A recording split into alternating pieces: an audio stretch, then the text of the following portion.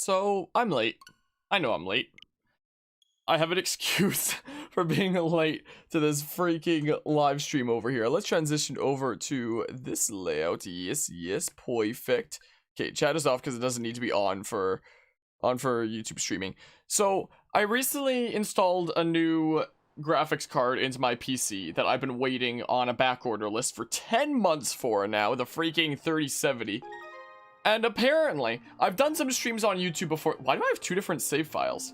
Wait, what is this? Why are they 1 minute apart? Oh, that's an autosave. Oh, I was so confused for a hot second there. My goodness. Yeah, let's go ahead and start. Apparently installing a new graphics card seems to screw with my capture card. I don't know why. You have literally no shadow over there. I don't like this port. is not the best. So like I've done some streams over on Twitch before this point after I got my new graphics card, but they've all been games that I've been like playing on my PC. This is the first game since getting my new graphic card that is a console game that has to go through my capture card. So I loaded up OBS and there was no game. It was just a black screen. I was like, what the hell? What is going on here? So I I opened up Elgato's game capture software directly. And I was like, oh, well, maybe let's just go across the texture line. How about, maybe it'll work in there. And it loaded up the game and stuff from there. But there was no audio. So I tinkered around with the audio settings and then I got audio. And like the audio was like 2 seconds behind and hella distorted. Like it was like a weird demonic version of the Switch. And I was so thoroughly confused, quite frankly. And, I was like, okay, is this a Switch issue? Is it a capture card issue? So I freaking turned on my Wii U for the first time in 3,000 years for the sake of testing out. Well, the last time was probably actually the original of this game since we did a playthrough of the original Skyward Sword on this channel. That was probably the last time was when we beat Skyward Sword on that thing for this channel and whatnot.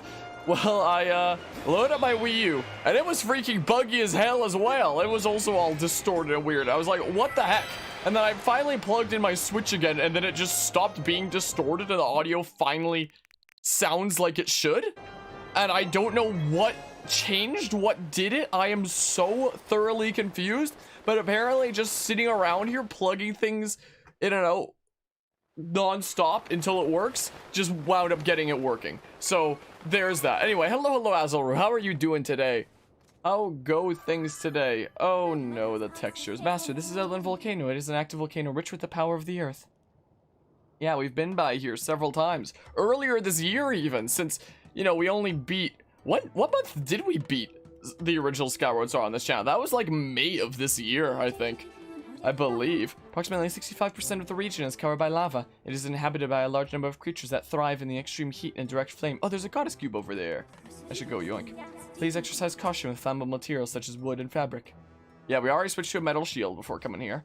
The wooden shield is all the way back at home. In the event you catch on fire, I highly recommend you extinguish the flames by performing a forward roll or a spin attack. Yeah, we gotta freaking do command inputs for the spin attacks. At least the map here seems improved. At least like it seems like most things were left exactly the same and they're therefore kind of gross looking since it's just upscaled from the Wii. But the map looks better, like the world map, that is.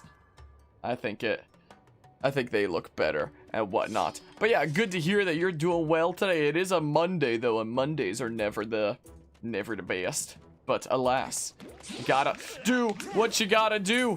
You wanna not? I'm still trying out the button controls today. I do plan on trying out the motion controls on the Switch here eventually.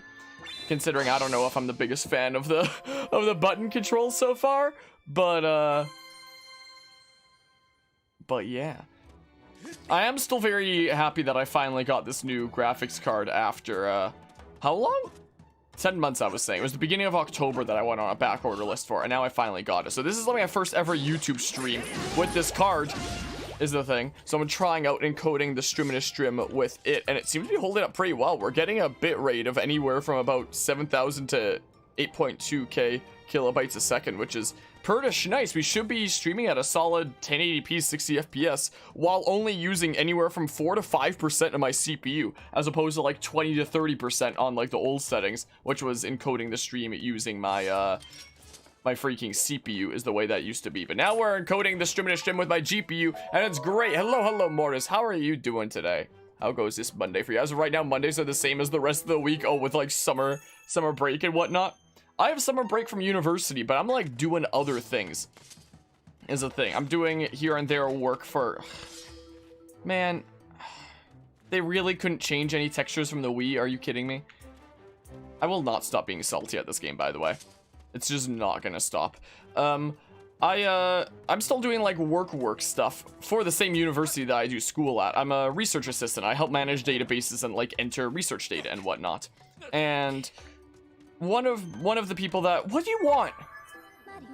Master, I require your confirmation that you are currently attempting to ascertain the location. Are you familiar with how to use dowsing? Freaking, yeah, leave me alone. Leave me alone. I'm on it. Don't worry about it. One of the people I've done data entry for in the past, it seems like their study is getting like all freaking crazy and hectic again. So I went and picked up some research data and whatnot to work on here to help manage the database of. So I drove over, picked up a box full of binders and whatnot. That was actually like really heavy. They're not in this office right now. They're in my bedroom in like the other room. And it's nice to have jobs like that I can literally get hours in working from home, especially with like my multi-monitor stream setup. That's like super nice to, I guess I'm not reading out the parts for the cutscene yet. It's especially nice if I'm working on stuff that's like database kind of stuff, and I can literally go across my multiple monitors that I have here. So it's very nice being able to work from home. So it's like I have summer off as well, and it's like I can make my own hours for like my job stuff. But at the same time, I also gotta find proper time to like get in work for job stuff as well, and make sure that I'm on top of that and help make, you know, workloads less hectic for those that I work with and whatnot. So that was my little outing. Today was picking up stacks and stacks of binders, and for the next good while, for the next month-ish, I'm gonna be freaking managing these at my whole setup here. During the time that I'm streaming, I'm a freaking YouTuber / Twitch streamer that's here making content. And on the time outside of that, if I'm not editing, I'm here freaking managing research data for studies at a university. So, you know, there's that. Hey, it's Fat Albert. You mess with our turf and you're gonna pay? Whoa, you're not. Yo, Len, I don't think this is one of those red creeps. Yeah, I think you're right. It's not Santa Claus after all. No reason to scare the hair off us, though. Sorry about that, pal. These monsters showing up and messing with their turf has got me on edge.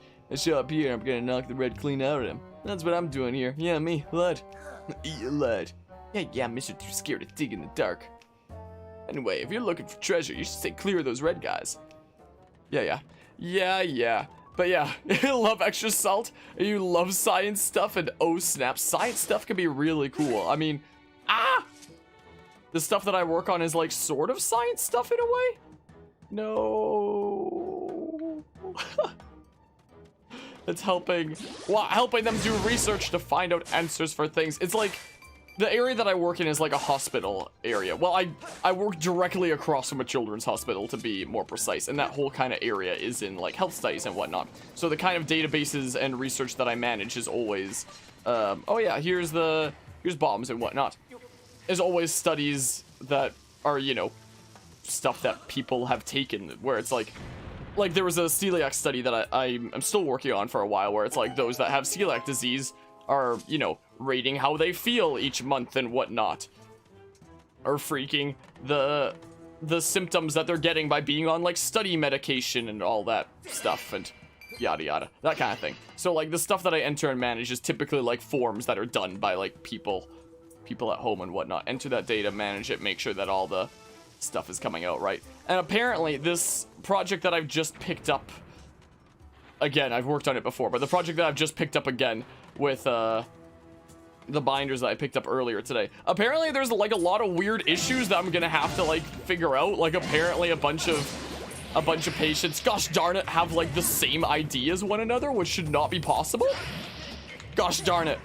So I'm basically gonna be the one in charge of like, this database is not looking the way that it should. Figure it out. Why isn't it doing that? Freaking help fix things. I guess I can just like rapidly spam that. Is there anything in here? But yeah. Well, not medication research, just like, sort of. It's complicated. I've done studies before that measure sleep and whatnot. And oh, I should roll a bomb down there. Let's see here. So roll, much easier than with the Wiimote rifle. I'm gonna go sit down for a hot second. I keep trying to move the camera and do that. It's complicated. I'm not even 100% certain I understand everything that's going on with what I do a lot of the time. I'm just the guy that freaking enters the data. And whenever things seem a little bit funny in a database, I'm always just told, like, you know, you can mark it down as being something strange, but if somebody's entered like a response strangely on like a survey or something like that, then don't question it, just enter it. Like, my job is entering and managing the data, not, you know, analyzing it. So I'm told, yeah, just leave that to those whose job it is and don't worry about it. Because sometimes there are some very strange responses that people do on like these surveys that they answer.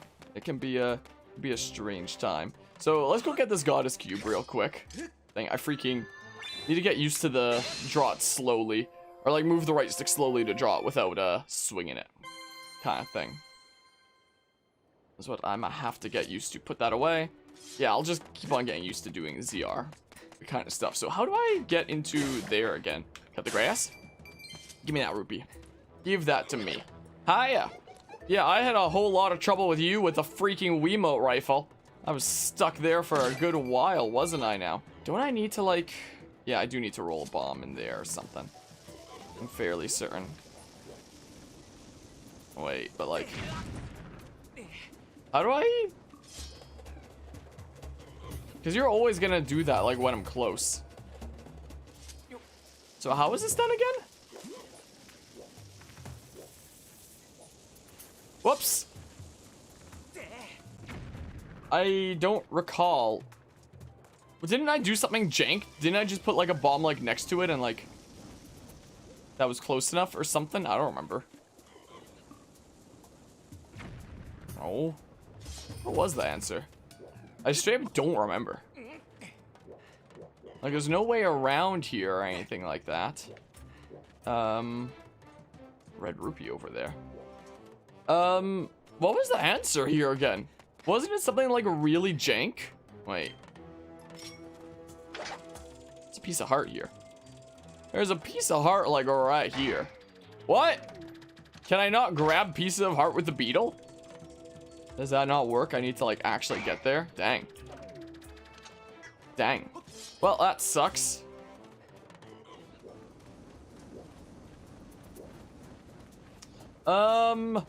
I forget what the answer here is. These textures are really not so good, are they? How do I deal with you again? So like... So I literally did have to roll it in from like 3,000 miles away. Really was the case. Just swing from the right until it works. Gosh darn it. Really? What? I was about to say then swing from the left until it works. Command input freaky spin attack? What? Command input fatal blow? No, I'm okay with a command input fatal blow, I guess, over the unresponsive freaking thing of swing the Wiimote and nunchuck in the original.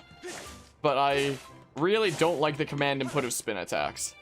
I very much don't like it. We went from basically only being able to do spin attacks in the original with the Wiimote rifle to now basically never being able to do spin attacks without taking 3,000 years. Is what it's like. Way up. They make such weird sounds, don't they? Well, there we go. So is this the way that leads to the piece of heart?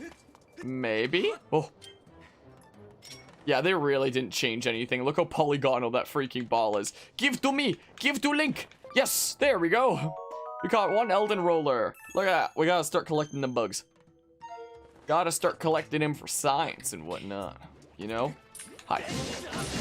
Yeah, I think just spam down is gonna be the way with those guys. Yeah, this leads to the piece of heart, I think, right? What's in here? Another seat. I guess I could sit there to restore, like, a half a heart. Sure. Sure, why ever not, I guess. Also, I might adjust OBS audio levels, like, a decibel and a half. There, that seems like it should be a-okay and whatnot. What? Why did he turn? Is this Joy-Con drift? Wait, they can't even be because it's a freaking Pro Controller. Pro Controllers have drift? Ow. What the heck? So like... Okay, so you just roll that in there. Okay, don't just randomly turn this time, thanks. There's a blue rupee there. That looks like it's existing on top of, like, the world. Because the textures are so weird. Look at that over there. Like, the blue rupee does not at all look like part of the environment. It looks like somebody photoshopped it in. This game is sad. My goodness, you got a piece of heart, 2 more to go. I love Skyward Sword, but let's sigh. Let's sigh. This was my first ever Zelda game. I have such fond memories with Skyward Sword, but like, doesn't seem like I'm gonna be making many new fond memories, like at all. Alright, go ahead and do that, thingamabob. I'll run over. Yeah, sneak attack. Wait, you ain't one of those red guys. There's a bomb right here. Creep up and be like, they almost had to tackle you there. Didn't mean to yell at you, but those red jerks moved in up and stinking up our turf, you know? They came through that hole back there, so I sunk the road leading to it in lava. That'll stop more of them from moving in, I'd say. Of course, we can tunnel underneath, so it's for us pretty clever, right? So stay away from the plug that's holding back the lava. It'll do more than singe your brows off. Bye now.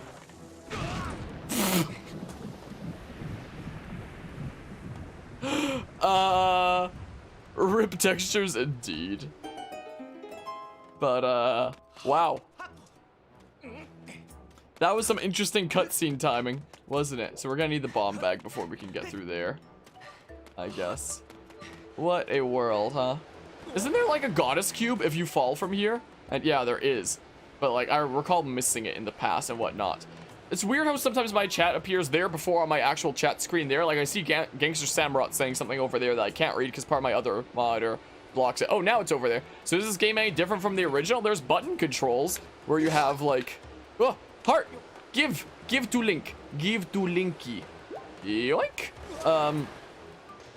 Like there's button controls and whatnot so that you can play without motion controls or play on like the Switch Lite where freaking the right stick is your sword and whatnot. But now you gotta do freaking command inputs to do spin attacks. And, whoa, what the hell was that? And the shield button is clicking the left stick. They really couldn't come up with a better button for shield than clicking the left stick. It's freaking weird as heck. But yeah, the UI is a bit different, but, you know, the textures and stuff are completely unchanged since the Wii version. So there are some parts that look very off and very gross. How are you doing today, though, Gangster Samurott? Okay, let's try to not miss this time, like I'm fairly certain I did, and did in my faceplant. Bam! Like I'm fairly certain I did in my playthrough of the original. Okay, what's this? Ah, you got some Eldin ore. Not too big of a deal. Yeah, the message appears there. It's appeared. How long is it gonna take until it appears on my pop-out chat over there? Now it appeared. Freaking thanks, YouTube. Thanks, YouTube. I don't have this problem on freaking Twitch streaming. Maybe this is something YouTube could fix, but good to hear that you're doing alrighty. Ever played the original Skyward Sword? Okay, how do I make it to, What? No! No! Come on! Screw this game!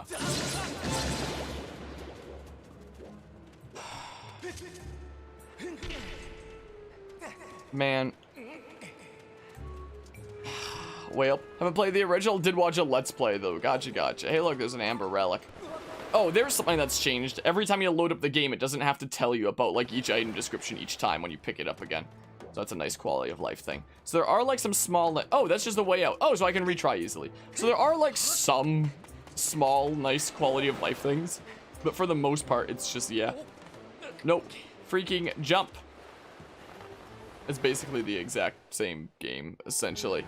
And when that's scaled up into HD without changing any of the textures, things are gonna look pretty gross sometimes. Fine, I'll use the sailcloth this time, game. Fine, I suppose I will. Thank goodness there was a way up, like, right there. I didn't even know that was a thing there. So now I don't have to be as mad at missing that goddess cube. I don't have to go as far back around as I thought that maybe I did. So, thank goodness for that. Yeah, go ahead and save to that file there. Yes, thank you. Saving in progress. But yeah, so, you know, in some areas it becomes a bit more blatantly obvious than others.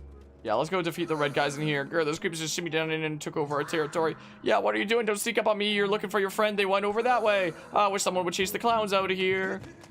I wonder who it could be. Command and put spin attack. Command and put fatal blow. I never thought freaking Legend of Zelda would have command inputs, but it does. It does now.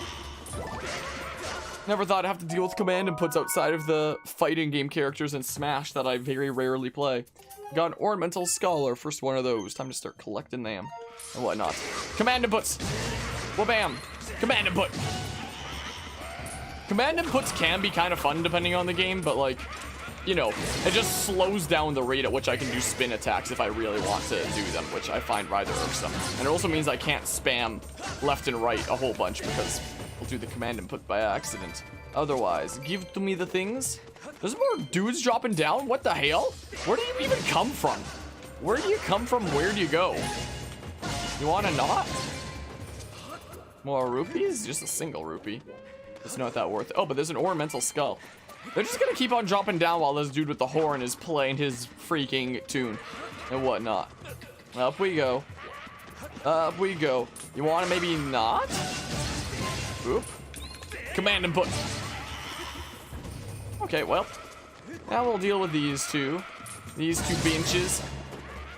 Hi, where's your friend? Where are you? There you are. Freaking stop. My goodness. Well, you took out every last one of them. Yep. That is right. So how do you get over there again? I thought there was like a spot that you dig and then like a gust that brings you up. Cutscene, I guess. You're one tough customer. Thanks for taking them out. Let me give you something special. Here's the magma mitts. Thank you. Got the digging mitts. Oh, magma mitts are like the later upgraded version and whatnot. So I swear that there's like a thing that we dig over here.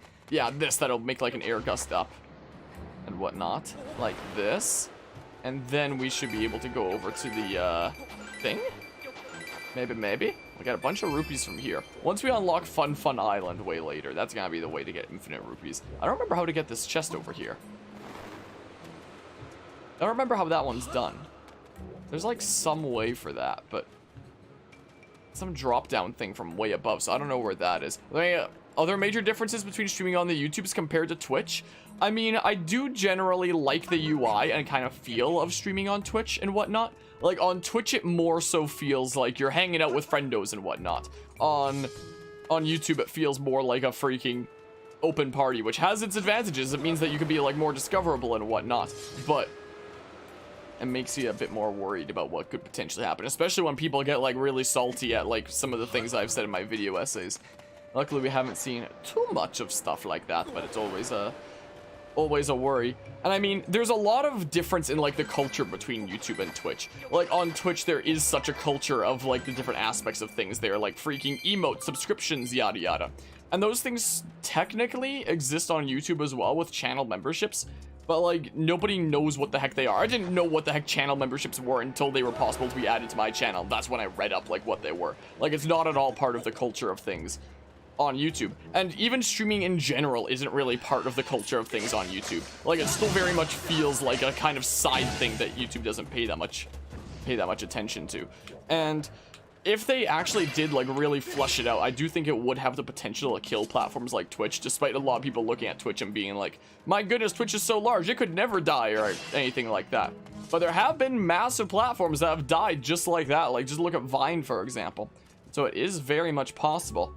Because freaking, when it comes to watching live streamed content, everybody has different platforms that they go to for that kind of thing. Some will go to Twitch, some will go to YouTube, some will go to Facebook Live, some will go to like whatever the heck. Everybody has a different platform where they like to watch their live streamed content if they like doing that. But where does everybody go if they want to watch pre-recorded content? It's YouTube. So this is the platform that everybody is already on anyway. So if YouTube committed to freaking fleshing out their live streaming service, it would, oh, this is gonna be the thing that leads down to one of those chests.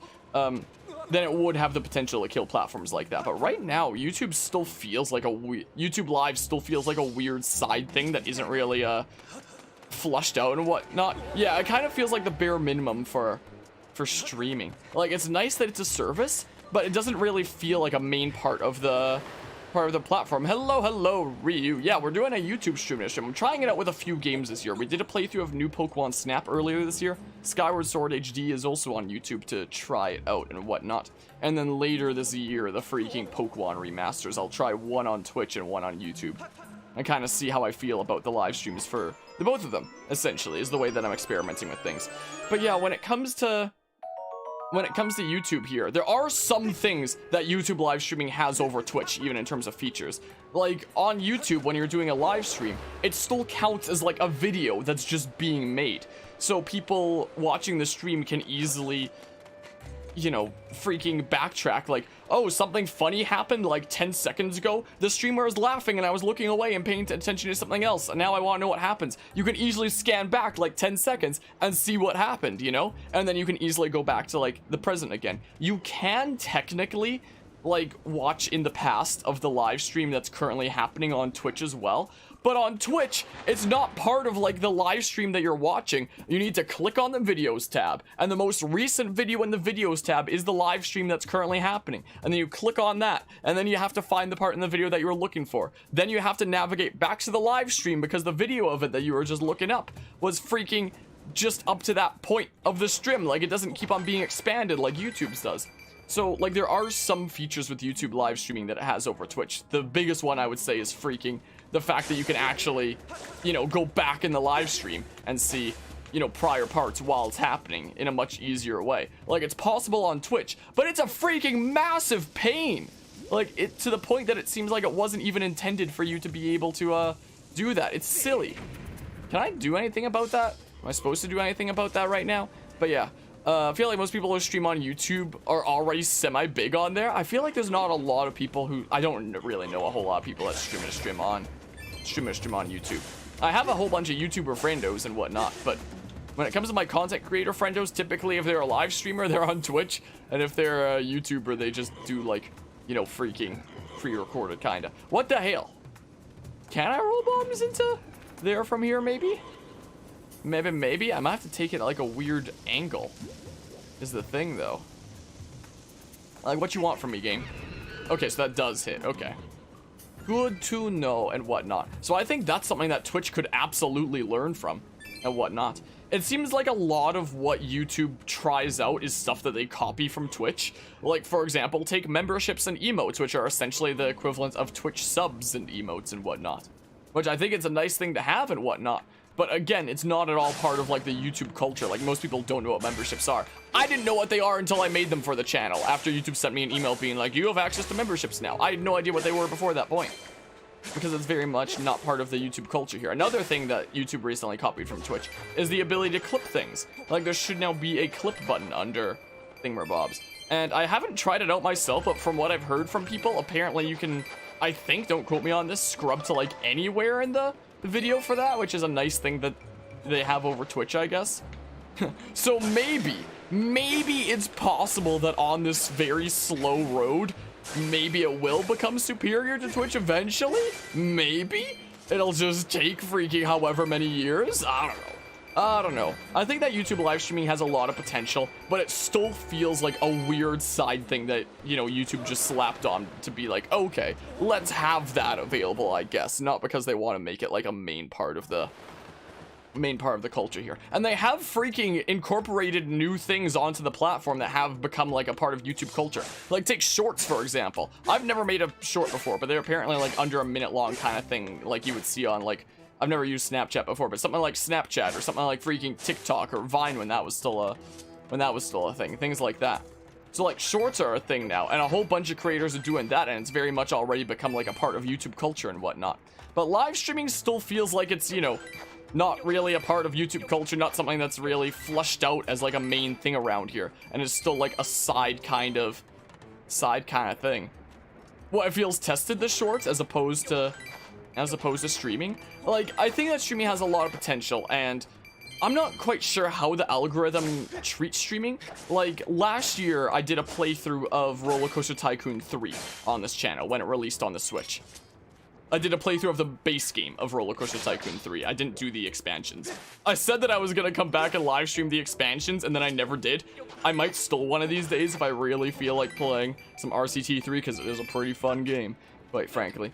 So maybe I'd still come back to it one day, but this was like nearly a year ago now, so most of the people that tuned into the streams back then probably wouldn't realize that I freaking continued it and whatnot. But back when I was doing that, it was really interesting. Those streams actually got a lot of reception. It could have been because I had a video essay at the time that was doing like really well, my freaking Roller Coaster Tycoon video essay, which is still the most viewed video on this channel by far. I had people coming into my stream that had never even heard of Roller Coaster Tycoon or my channel before, and were apparently like recommended to them my freaking stream on their homepage. And I was like, really? You've never heard of this game before, never heard of my channel before, and yet this was somehow recommended to you. So I don't know if I was just streaming during like a month that YouTube was like really experimenting with like promoting streams, because in my streams I've done this year so far with new Pokemon Snap and Skyward Sword HD, there hasn't been anything like that so far, where there's people coming in that are like, whoa, what's this game? What's this channel? Never heard of this before. But during my RCT3 shenanigans last year, it was happening a decent bit, so I don't know what was going on with the algorithm. I'm not 100% certain. Hello, Super Hyper. How are you doing today and whatnot? Apparently, you can make apparently a clip up to 1 minute from anywhere in the stream. That's nice. I wish that Twitch you would be able to, you know, do it from anywhere in the stream. So that's two things that YouTube has over Twitch when it comes to live streaming. Is clipping is a bit better, and freaking you can scan to anywhere on the stream while it's happening, like super easily while just watching it if you want to like backtrack. But then for the things that freaking Twitch has over YouTube, there's raids and hosts, there's the whole culture of like subscriptions and being part of a community and whatnot. It's a bigger part of the culture there. Obviously more fleshed out live streaming, since it's like the main whole shebang there. There's like bit emotes and whatnot. There's bits in general that could be way cheaper on Twitch, but I guess there's like super chats on YouTube, but it's not like you really get anything for super chats on YouTube is the thing. Like you get your name at like the top of the chat for a little while, and then it's just gone. Like, whereas on Twitch you actually get like things like bit badges and whatnot that are like fun to collect. Like when you get a bit badge in Twitch, it's like, whoa, that's a permanent badge that I've gotten now. That's like really cool. Like there's all kinds of badges all over Twitch for all kinds of different things, like freaking bits, subs, hype trains. Like there are some badges in YouTube chat, but it's just like moderators and channel members. I think that's it. Like there might be some other ones I'm not aware of, but I think that's it. So there isn't really that much of a I gotta collect badges in that channel's live stream kind of culture on YouTube, like at all, because live streaming isn't as much of the culture in general. Yeah, Twitch gives incentive to donate. It's a whole lot more of the culture there, whereas on YouTube it's kind of the general expectation that, yeah, let's just tune into content, like watch an ad, and that's how it supports the creator, and then yada yada. I mean, I'm not exactly in a state where it's like I need people to freaking do that anyway, so like I'm doing well enough for myself. I can get through university, I can keep on maintaining this channel. Like it's not like I don't ever expect people to, you know, do things like that anyway. But it is still very interesting seeing like the difference in how it's handled and the general culture of it across platforms like Twitch and YouTube. But yeah, let's see here. I think it might have been someone who likes Pokemon there. Could well have been because of like stuff that I've said about, wait, my Pokemon video essay wasn't even out. Well, there's my Pokemon Mystery Dungeon essay that was out by then when I did RCT3. So maybe it was people that had seen, you know, Pokemon Mystery Dungeon content recently or something like that. Huh, way up. But yeah, you have mixed feelings about Twitch. Twitch is a weird situation. It's like they're a nice live streaming platform, I guess, but the way they handle their creators is a bit strange. And the way that freaking YouTube handles its creators when it comes to live streaming just feels like it's not really there, I guess. Just like, yeah, let's make the stuff and then they'll figure it out, I guess. Like, I don't really know. Like, when it comes to YouTube, being a YouTube partner myself, I do technically have access to reaching out to this YouTube staff team to like get feedback about my content and you know, give me advice and yada yada. Apparently any YouTube partner can do that. I've never tried it before. I'll consider it like one of these days, but so I won't say that like YouTube isn't there to support the creators or anything like that, because they apparently are. I've never used the freaking helpline that they apparently have for me, but like, you know, I don't know. It's a very different culture. And what? Hold on, I'll catch up on the full chat after this cutscene so we can keep moving around. You're the goddess's chosen hero. Zelda is ahead. Hurry. Goodbye. Oh, that's really all it was. I should have just advanced that earlier. But yeah, do you think YouTube streaming works a lot better for something like a Fire Emblem Iron Man, because you can just see, oh hey, that guy died, how did that happen, let me watch back? Yeah, stuff like that. Or just like anytime a funny thing happens, or it's like you hear the streamer laughing, or I probably can't blow that up until I get the bomb bag, right? I'm fairly certain as how this is designed. I'm fairly certain. Yeah. Just wanted to double check there. Just like you hear the content creator laughing and it's like, wait, what the hell happened? What did I miss? As you were looking away, and then you can easily scrub back and see what the heck you missed. Like sometimes when I watch some of my streamer friendos, that'll be what happened to me. Like I hear something going on and I'm like, oh no, what the hell did I miss? And whatnot. Let's just see here. But yeah, as it was my Pokemon essay that captured you, and you as well, Rhea. Well, I'm glad that you enjoyed those videos. Well, at least I assume you did. And you're just like, man, that video was awful, but hopefully his live streams are better. I assume that's not the case, so hopefully you enjoyed that and whatnot. But yeah, I feel like Twitch should be taking such a cut of subscriptions and donations for one. I can absolutely agree. And whatnot. So yeah, on Twitch, the way that subscription revenue works is it's a 50-50 split for affiliates and whatnot.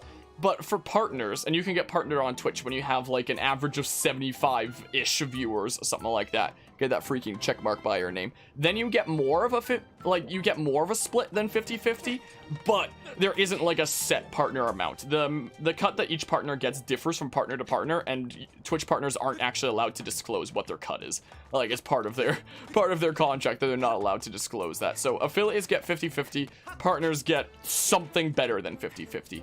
On YouTube, when it comes to memberships, it's 70-30, so the content creator gets 70 and YouTube gets 30.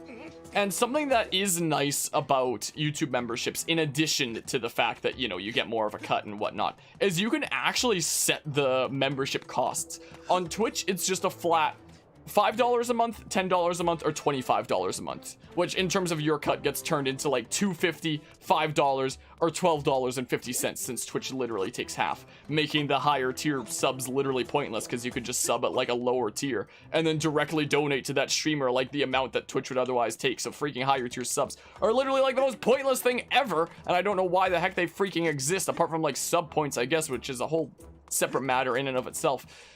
But on YouTube, you have like the options are still preset, but you can choose like 3 different tiers if you want, kind of like how Twitch has tiers.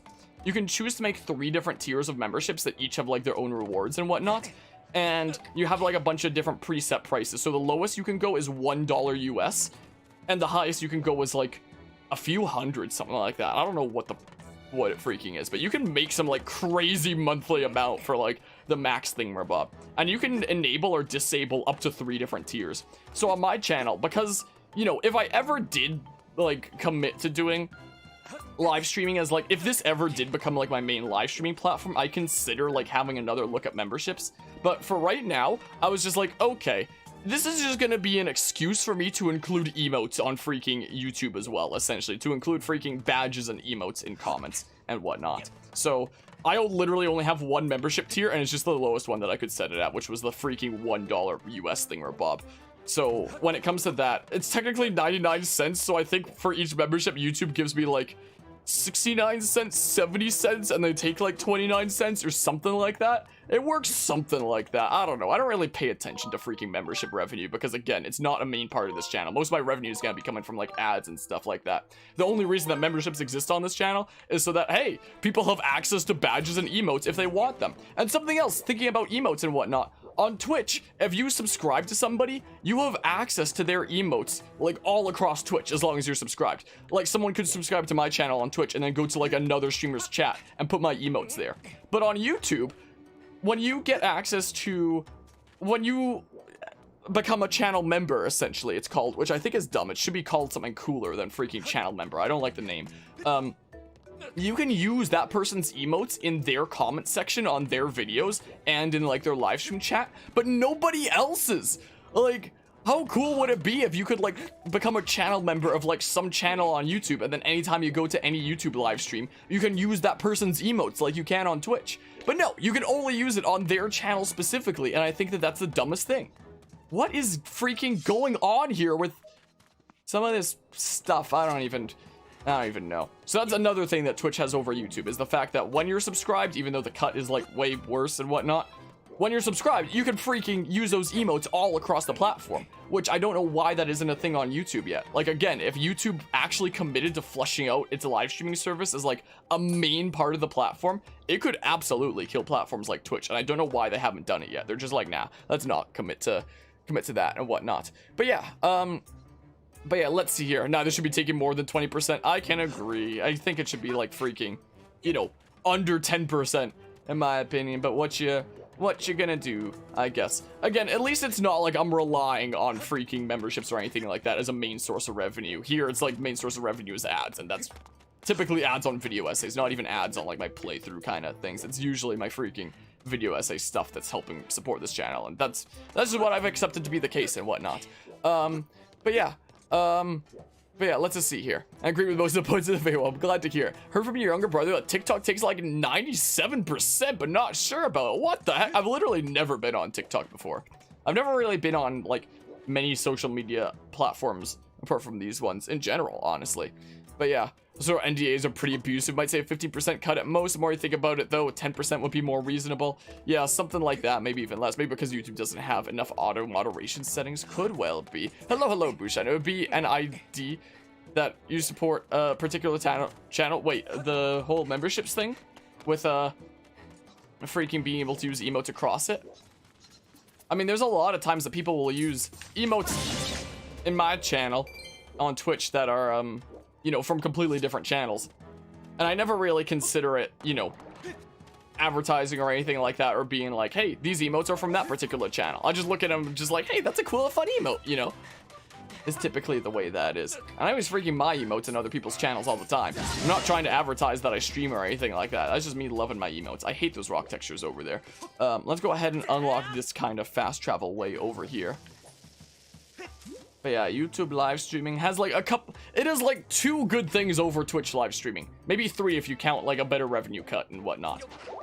But apart from that, freaking YouTube could continue to learn more stuff from Twitch, as they clearly have been with you know, the amount of stuff that they've already copied from that and whatnot. Let's go ahead and do this. Look at these freaking, no, stop. I'm still getting used to the controls. My goodness.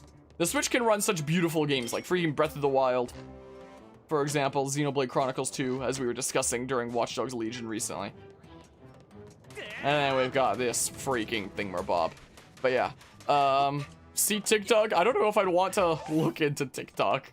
I don't know about that. Not like a regular stream or anything you do on Twitch once in Blue Moon, but there for controversial emotes that you have auto mod block. There are definitely, when it comes to Twitch moderation in general, it's freaking weird the stuff that they allow and then the stuff that they just won't allow. Like, there are some types of emotes, like the freaking lewd emotes, for example, where it's like, why is this allowed in the first place? Ever seen channels with the freaking gasm emotes? Those apparently don't break TOS, but and neither does the freaking big streamers doing things that are blatantly against TOS, but the Twitch is just like, oh, let's do nothing, or just give like a 2-day suspension and then you're right back to streaming. But, you know, smaller streamers do like some little offense. It's like, well, guess you're gone, buddy. From what I've heard, at least. I haven't had too much trouble myself with that kind of thing, but I've heard horror stories. I have absolutely heard horror stories of the freaking stuff that Twitch will do to some creators out there. And just be like, yep, you're gone. And the freaking, you know, workarounds that they let, you know, some bigger creators do. Like, there have been some major controversies with stuff like that. Sure, let's get some water. You got some water? I mean, we can always freaking dump these if need be. I don't think I'm gonna need water for anything, but like, may as well. But yeah, you've been doing a bit of YouTube live stream, but you do Fire Emblem Iron Man, so you prefer. What kind of games have you been trying Iron Mans of so far against Gangster Samurott? If you don't mind me asking, what kind of games so far? Twitch is also pretty given to that sort of favoritism, but it doesn't seem to actually care about how good or bad its culture is. Yeah, it's a weird situation, it seems like. I don't know, I've always had mixed feelings about Twitch, like, ever since I started streaming there. Like, yeah, you can just spam down and then it just works. Look how freaking gross this looks! Like, it has nice UI and stuff, and it can be a nice area to be, like, hanging out with friends and whatnot, and that's the way that it feels on Twitch. Is Twitch live streaming, it feels like you're going there and you're hanging out with friends. On YouTube, it feels like it's more open, where it's like, do not hit me with that boulder, do not. Like, on YouTube, things feel a little bit more open, which has its ups and downs. Which definitely has its ups and downs. Smack, smack, smack! And whatnot. But yeah, doing new Mystery of the Emblem right now. Haven't finished it yet, so nothing else. Gotcha, gotcha. So the freaking Fire Emblem 3 remake in that a case. Did you do freaking Shadow Dragon first on the DS? Or maybe the freaking Switch version of Fire Emblem 1? One of the best games in the whole FE series, totally, and totally not one of the most disliked Fire Emblem games in the series. That Nintendo was just like, yep, let's just make this a limited release. Okay, this is a whole nother subject that let's maybe not get into right now, but okay, well, here's the next dungeon that we can't quite get into because we gotta go do some like digging and stuff. Don't believe me, it's a nice platform and some of the people there are nice, but yeah, it's I don't know, it's a weird mixed bag.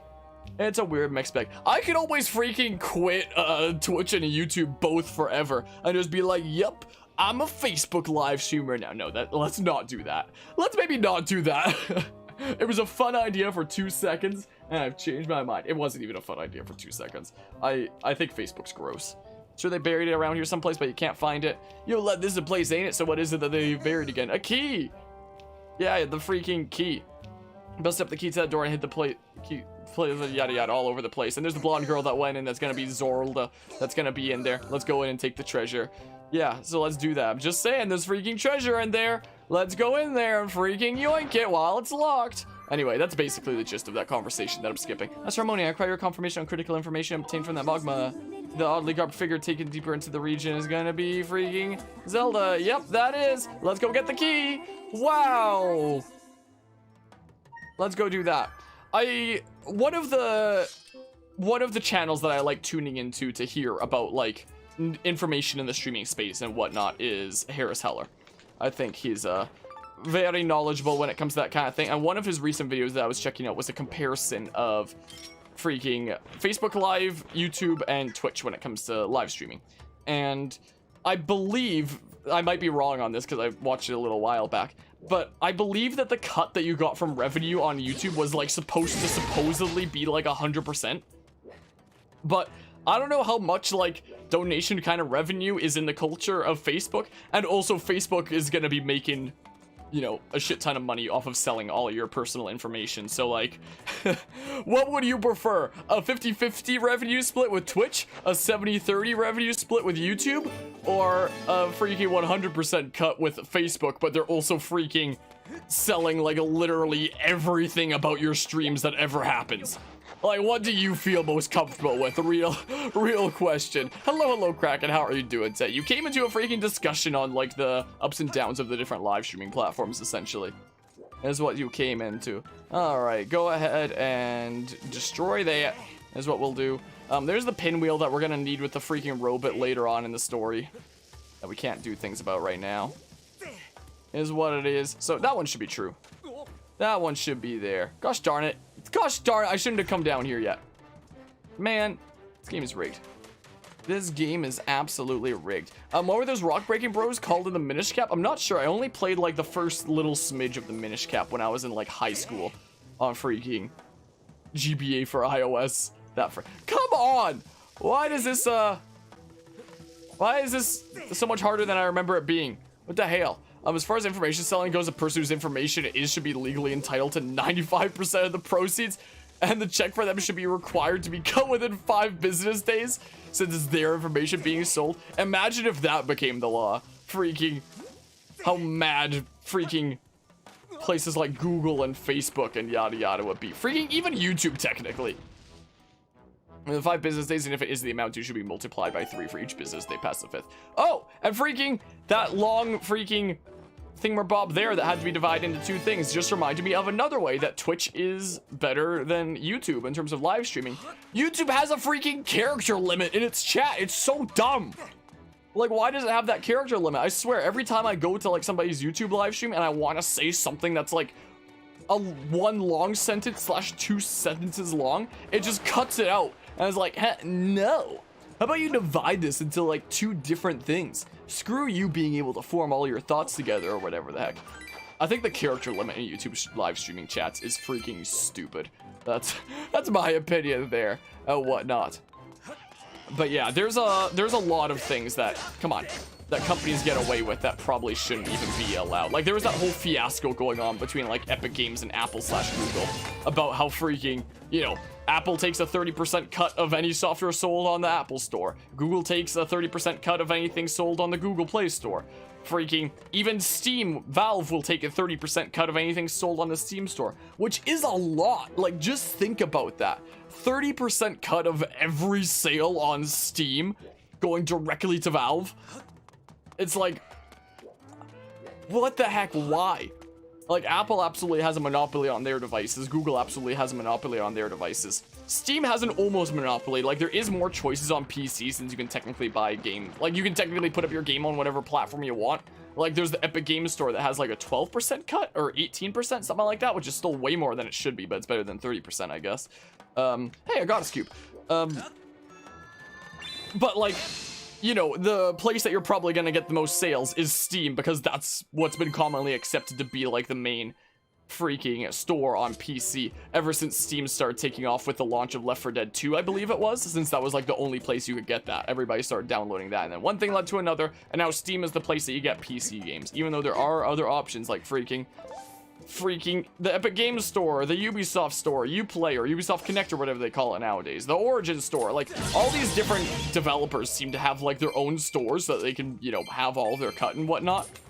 And it makes PC gaming this freaking weird mess of a place because everybody's trying to take like their own cut and manage their own stuff, which isn't necessarily a bad thing. It makes like more competition and potentially more competitive prices if there wasn't like the industry standard of what a full-priced game is, I guess. But I don't know, it's a weird situation and whatnot. But yeah, there was, when it comes to stuff like that, with me saying that it's similar to you know, the whole Apple situation on their devices and Google situation on their devices and Steam situation, with Epic Games doing their lawsuit against that, trying to get an Epic Games Store up on mobile devices and whatnot. It's a very similar situation with like the cuts that, you know, Twitch and YouTube take, where it's like, it's probably more than it reasonably should be. And when Epic Games started doing these lawsuits against, you know, Google and Apple and whatnot, these massive companies, these massive multi-billion-dollar companies were, you know, raising up a fuss. They were like Patrick from that one SpongeBob episode where it's like, you've taken my only food.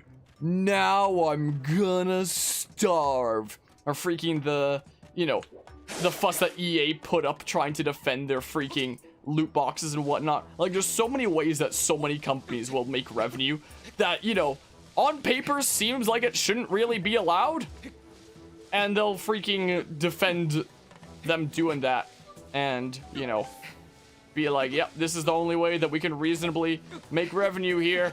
Leave us be. We're doing totally reasonable things.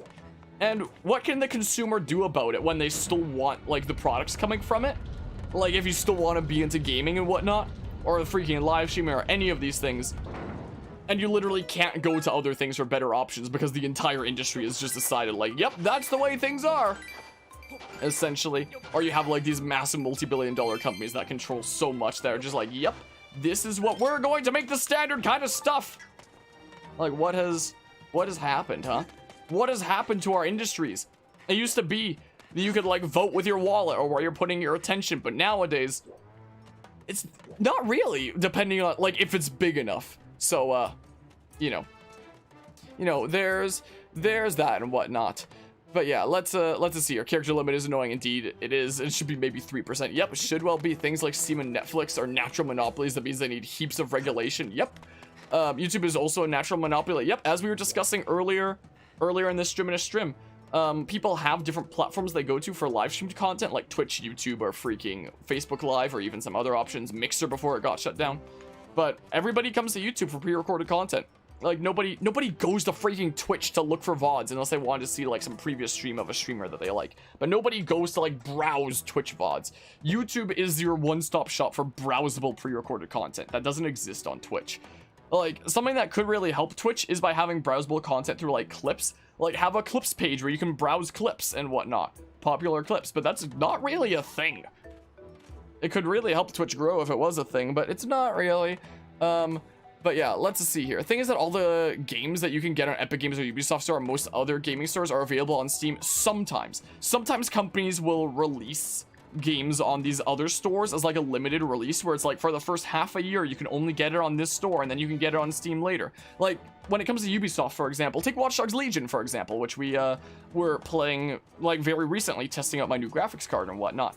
That's a game that initially started out on PC as a Uplay exclusive. Like, it might be on Steam nowadays, but back when it first launched, you could only get it off of Uplay. So they had it be like a timed exclusive to their own store so that they could have like all of the cut from there. And they're like, okay, sometime later down the line is when we'll put it onto the store that has like the most attention around it. But we'll start it out, you know, on our own store so that all the day one sales are, you know, stuff that we make the whole revenue off of. So there are things like timed releases where, you know, there are several games that do exist outside of Steam, but they're usually not going to be ones that are like super popular or whatnot.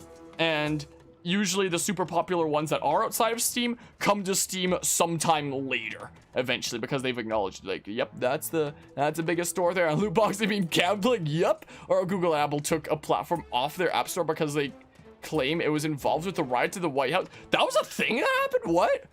Gaming is a massive part of our culture now. The way that it works is a travesty. Yeah, the gaming industry is a freaking beautiful mess in some ways. Like, gaming is so cool. I love being able to like pick up a controller and literally enter a world beyond my imagination that I can explore around and have an adventure in. Like, that whole idea is so cool.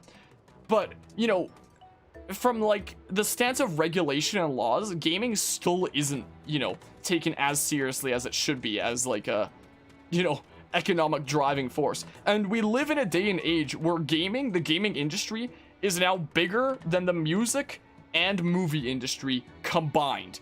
Like, there's way more money in the gaming industry than both music and movies put together. Isn't that a crazy thought to think about? And yet, when it comes to movies and music, there's like insane amounts of regulations around that kind of thing.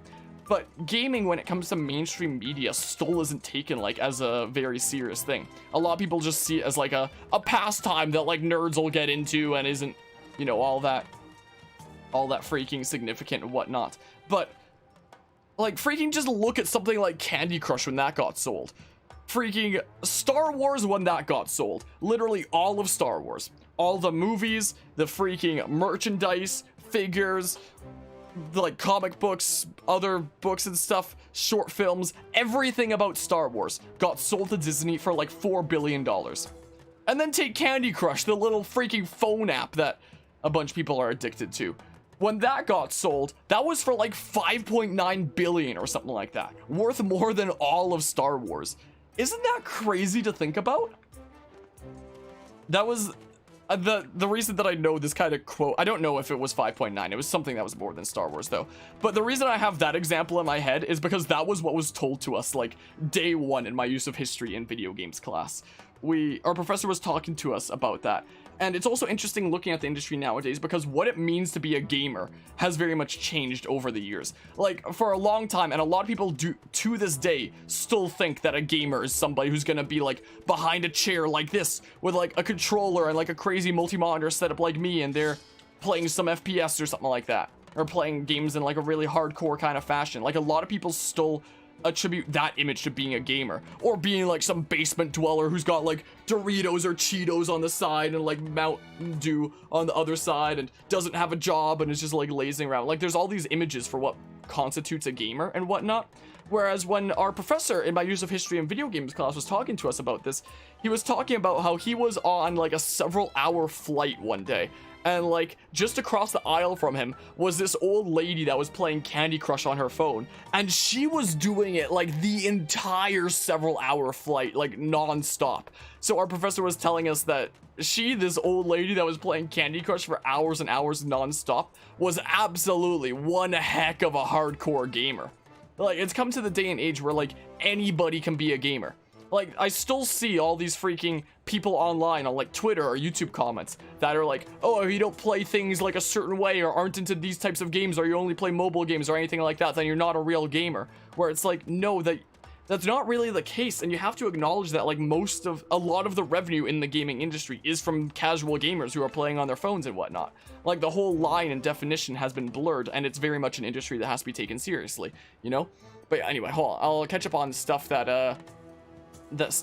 I missed here. How does it feel to have much better control in Skyward Sword, Harmonia? Is that a meme, Kraken? Because the button controls in this game are freaking garbage and a disgrace of freaking controls in video games. You literally have to do command inputs to do spin attacks, so you can no longer do it normally. And they literally couldn't come up with a better shield button than clicking in the left stick. So I don't know if you're memeing when you tell me better controls, Kraken, or if that's completely serious and whatnot. Oh, no, I'm trying out the button controls right now. I'll try out the motion controls later.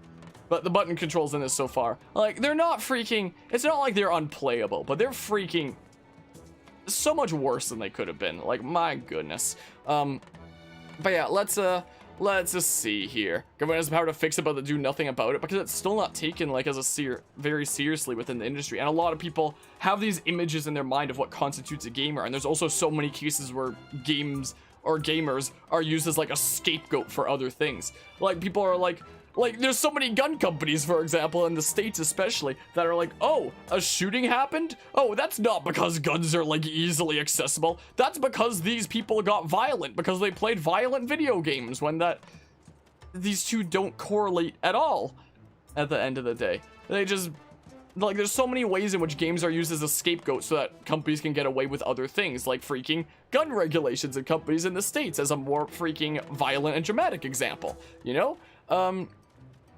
But yeah, let's just see here. Yeah, it doesn't get half the regulation it needs. Yep. GTA 5 records the highest economy gross worldwide in the entertainment sector, whopping 6 billion. Jeez. I guess part of the reason is also because they've kept on re-releasing that for so long. I saw a meme semi-recently where it said, the game we played as teenagers, like 10 years ago, and it shows GTA 5. And it says the game that teenagers are playing nowadays, GTA 5. Since there's still no GTA. GTA 6. But that's besides the point. I know that that's been like a big culture kind of thing when it comes to like the whole violent video game sector is GTA 5. It's one of those games that I've played, I've had fun with it, but I don't think I'd ever cover on this channel. I think, like, I'm okay covering like M for mature games on this channel, but I feel like games that go out of their way to be like as much over the line as they can be are going to be the things that I don't cover on this channel. So like, I've had fun with GTA 5 before. It's one of those games I've had some fun with in the past before I was a content creator. But I don't think it's the kind of thing I could see myself covering on this channel. I don't think. But yeah, let's just see here. Hold on, I'll catch up on the other stuff. Star Wars being sold as another kettle of fish, Disney to tender massive anti-consumer, anti-creator monopolies. Yeah. This is reminding you of how Games Workshop is taking a join us or die approach for Warhammer fan creators. I don't know a whole lot about Warhammer, so I don't know about that situation and whatnot. And yeah, gamers are just normal people now. Your cat is a gamer, Gangster Samurai? In what way? Do make a distinction between this kind of gaming and casual game, but not really as a value judgment, just the thing that is. Yeah, there are absolutely like hardcore gamers and casual gamers and yada yada. But both are still like gamers and whatnot. And just because, you know, you're playing Candy Crush on a flight for however many hours doesn't mean that you're not a gamer. That kind of person is absolutely a gamer, you know? Games Workshop is taking the fan creators who joined, they forced to delete off their channel and are putting it on the Warhammer Plus subscription service? Look at me, Star Wars travesty that is American gun law. Yeah, that freaking whole situation there. Like, I'm from the States. I was born in Texas. The reason why I didn't grow up in Texas is because my parents living there were like, okay, this is no place to raise a kiddo. And we moved to Canada. And that's why I'm a Canadian nowadays. Even though I'm a born Texan. That's where I'm from. My parents were like, yeah, let's not. And then we moved to Canada. well, moved back to Canada. This is where my parents were before. So, like, we moved here in this part of Canada and Alberta because this is where, like, a lot of my family is and whatnot. Like, I have my grandparents here in the, like, in the same city. I have aunt and uncle and a bunch of cousins here as well. If just a couple hour drive away is my other set of grandparents and whatnot. So, yeah, when it comes to the whole situation with that all, that's kind of the reason that, you know, I'm not a that's the reason I'm not a Texas streamer that sounds something like this. I probably wouldn't be sounding like this, but it'd be pretty funny if I sounded like this in a parallel universe where I stayed in Texas. But yeah. Thing is, the military is using video games to recruit people into the military. So you're not kidding about that? Yeah, there's a lot of really cool applications about video games. Okay, I'm actually gonna keep on making progress because I know I haven't for a little while as we've been rambling here. So I'll keep making progress while trying to ramble, I think. Is what I shall try to do. Let's go this way. Is what we can do. But yeah, I came up in your society and technology change class. That sounds interesting. Like a class that I probably would have liked taken. Yoink! Gosh darn it! I put the bottle away! Whatever. I dumped the water and then Link just put the bottle away. Dang it, man. Whatever. Whatever. What were we doing? We were getting parts of the key. I'm remembering now. My goodness, we're gonna have to go around there most likely. Again, and whatnot. But yeah, let's just see here. People like to point to the Second Amendment, an obsolete provision to do with the formation of militaries as granting blanket gun ownership rights with it, which it doesn't. Yeah, I've never handled a gun in my life. My dad has been injured for like a good while now though, and it's been like a kind of hobby that has been getting into. Like here in Canada, it's not like guns are illegal. There's just a lot of regulations around them. Like you need a whole permit and a whole bunch of freaking stuff. I don't know what the whole situation with it is, but apparently during this time that he's been basically stuck at home while recovering from like knee injuries and whatnot, one of the things that he's been getting into over the past couple of years as like a new hobby of his is gun stuff. So we do technically have like a gun cabinet and some very simple stuff that I had like never seen before in my life until he started getting into that hobby, I guess. And it seems like one day he may take me to a firing range to like try it out and whatnot, but you know, it's still something that I'm not very familiar with, and I was used to, you know, never even, you know, seeing anything like that growing up or anything like that. But now there is technically some here just because it's like a hobby that he's into nowadays, essentially. So that's, yeah, that's a good roll. That's a good roll right there. But yeah, typically it's not something that most people are going to be owning here. Typically, if you do, it's going to be like a hobby like it is the case for my dad as of recently. As of like only the past maybe year and a half, something like that. So maybe one day I'll, you know, try out stuff like that at like some firing range in a controlled environment. I think it'd be interesting, but not the kind of thing that I'd get into as like a whole regular kind of hobby and whatnot, you know. But yeah, Cat likes laying on your new keyboard, so that's gaming there. Have you ever seen the clip where it's like a freaking, it shows the monitor and it's like some dude 360 no-scoping some guy and winning the match, and then the guy moves the camera down and there's a turtle marching across the keyboard. And the dude's like, whoa, like you did it. I love that freaking clip. It's so funny. But yeah, let's see here.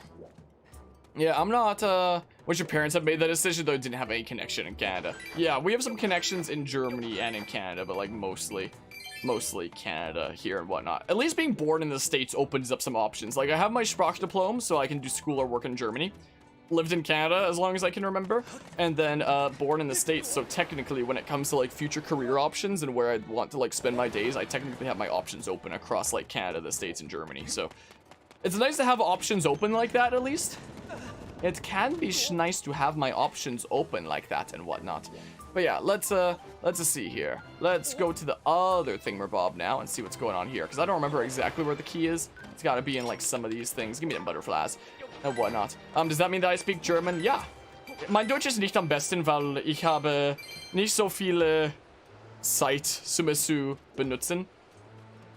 Und ich kenne nicht so viele Leute, die... Oh, gosh darn it, there's a goddess cube there! Ich kenne nicht so viele Leute, die keine Sau sprechen, so...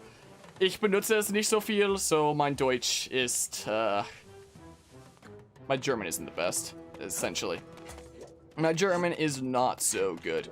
essentially what I was saying in German is I don't have a lot of opportunities to practice because I don't exactly know a lot of people that speak German. I've tried to like browse some streams before and maybe find some German content creators out there that I might be interested in viewing so that I have like a way to still practice. But I just wrapped up my 4th year of university and I haven't really practiced German since high school. So like, you know, I can speak it and whatnot. My grammar's gonna suck. Like, I can like be in Germany and somebody can say something to me and I'll, you know, understand it just fine. I might have a little bit of a harder time expressing what it is I need to say sometimes, but you know, I'm gonna be able to get my idea across and whatnot. Maybe not in the best way. Let's get that Gauss Cube. Maybe not in the best possible way. Come on, because my grammar sucks. So anybody that's like a native German speaker would be able to correct me. There was in grade 8 a German exchange trip that I was on. Where we spent like a week with a German exchange partner living with them. And my German exchange partner from back in grade 8, I still talk to him from time to time. Like, he comes to these streams from time to time. Goes by Aragon in chat, typically on Twitch. And at some point in the near future, we might play Don't Starve together, which might be fun. Maybe I can try practicing my German with him there then. Maybe it'd be a series that wouldn't be on the channel in that case. Or maybe it'd just be a random German playthrough on this mostly English channel, just for the fun of things. I don't know. But yeah, let's just see here. Okay, let's hold on. I'm gonna catch up on this other stuff. Hold on, just a sec. Let me get this goddess cube real quick. I am literally holding as hard left as I can, and he's not going over there. What is this? What is this, man? But yeah, you do have German lessons, but it's probably your worst subject. Well, if there's still ongoing Gangster Samurai, if you want some help in the freaking homework channel of the Discord server, which is like one of the least used channels in the Discord server, let me know and I can see what I can do, but my grammar's gonna suck. Like, literally when I was in freaking grade 12, our whole class kind of sucked at German, essentially. When we were in grade 12, our teacher was asking about some basic stuff in German that, like, we didn't know. And the teacher revised the test to be like, okay, instead of, you know, being all this, like, higher level grammar stuff, just memorize this grammar table. And if, like, the whole class gets, like, an average of 90% or more, I'm holding as hard left as this entire time, I'm holding as hard left as I can, and I don't get over there. The controller is cursed. What is happening? Do I need to, like, jump towards the left from the get-go? This is so stupid. I'm so confused. I want that goddess cube. What the heck? Let's just see here. Anyway, and the teacher said, like, if the entire class gets like 90% or more, he'll buy the whole class donaires. And that's what happened. We listed out like a very simple grammar table that I don't even remember anymore. And the whole class did well, and the teacher bought us donaires. He was a really nice teacher. He was a teacher that was auf ein höheres Niveau, as we like to say in the class, on a higher level, on a... Come on. Look at this. Hard left. Hard left. Hard left. Okay, that time it works. Okay, fine. Give me this goddess cube. If I jump off here, I'm gonna lose my mind. Okay.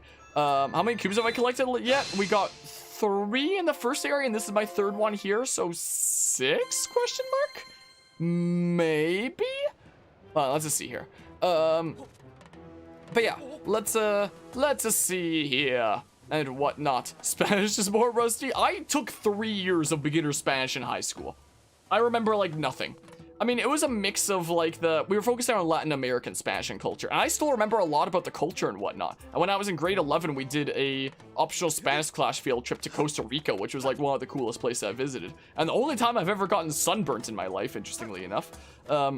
Costa Rica was really neat to visit with that class. But, like, I remember, like, nothing about speaking Spanish. I can say random gibberish that sounds like it means something, but to anybody that understands Spanish, they're just gonna be like, why the hell did you just say that? That makes, like, no sense. Like, I don't know. La ensalada es entre de museo y escuela. Like, random gibberish like that. The salad is in between the museum and the school. Like, I say random gibberish like that. That means, like, literally nothing. How many languages do I know? 2. English, German. Spanish doesn't count. I don't know Spanish. 3 languages. Sarcasm is my 3rd language. I also speak sarcasm. English, German, and sarcasm. Those 3. Let's just see here. But yeah, catching up on some other stuff here. Summer vacation now did end up getting a 7 out of 10 because you did your final exams pretty well, but doing 2 more years of higher school level. Gotcha. Well, something you want help with, I can have a look at things. But again, my grammar's gonna suck. And I'm gonna, sarcasm is absolutely a language. But yeah, 2 main languages, English and German. And my German kind of sucks. Like, I mean, if I picked up Don't Starve Together. The story of Don't Starve Together, I've never actually played Don't Starve, like, ever. But I had a cousin that was recently visiting from the next province over, and he was saying that it's a game that he's been getting into recently. And I asked him, like, if it was something that I picked up, if he'd be down to play it together, and it could be like a playthrough on the channel, and he said that he'd be down for that. I'm just waiting for, like, my game queue to get a little bit lightened up and whatnot. So at some point, we might well do a Don't Starve Together playthrough on this channel with me and a cousin. And I was mentioning that on one of my Twitch streams while a German exchange partner was there, and he freaking gifted it to me. What was the thing? The same German exchange partner gifted it to me, because he apparently plays it as well, and maybe we'd be able to play it together as well at some point. It'd probably be like separate playthroughs, doing it with my cousin, / doing it with like my German partner from back then. And there'd probably only be one on the channel, probably do like the one with cousin on the channel, and then maybe do one with my German partner just like casually off camera. But if it was on camera, and I used it as an opportunity to like practice some German, I could always edit it so there's like English subtitles, like translate what was being said technically. Would there be interest in like a German playthrough happening on this channel? Like, I don't know if I exactly have a German speaking audience by any means, but I don't know if there would be a whole lot of interest in seeing me speaking like the one other language I can sort of speak, maybe not that well. It could be a thing. Best way to learn a new language, watching football and foreign language commentary. This is true. Can't agree with that. And what people have told me as well in my German classes is just like the best way to learn the language is spend like a year or 2 in Germany, and then bam, you just have the language. I've considered doing that before, but it's like, man, I have a whole bunch of stuff that, I guess this is a cutscene. There's a whole bunch of stuff that I'm doing here in freaking Canada, a whole bunch of progress and things I need to do wrapping up at university. I've considered spending a year in Germany, but like, I don't know if it's quite for me. Okay, this is just a mini game. I don't really care. I don't really care all that much and whatnot. But yeah, let's just see here. I have some comprehension of Spanish, but don't speak it really. Yeah, I'm gonna know next to nothing about Spanish nowadays, is the thing. But yeah, it could be interesting.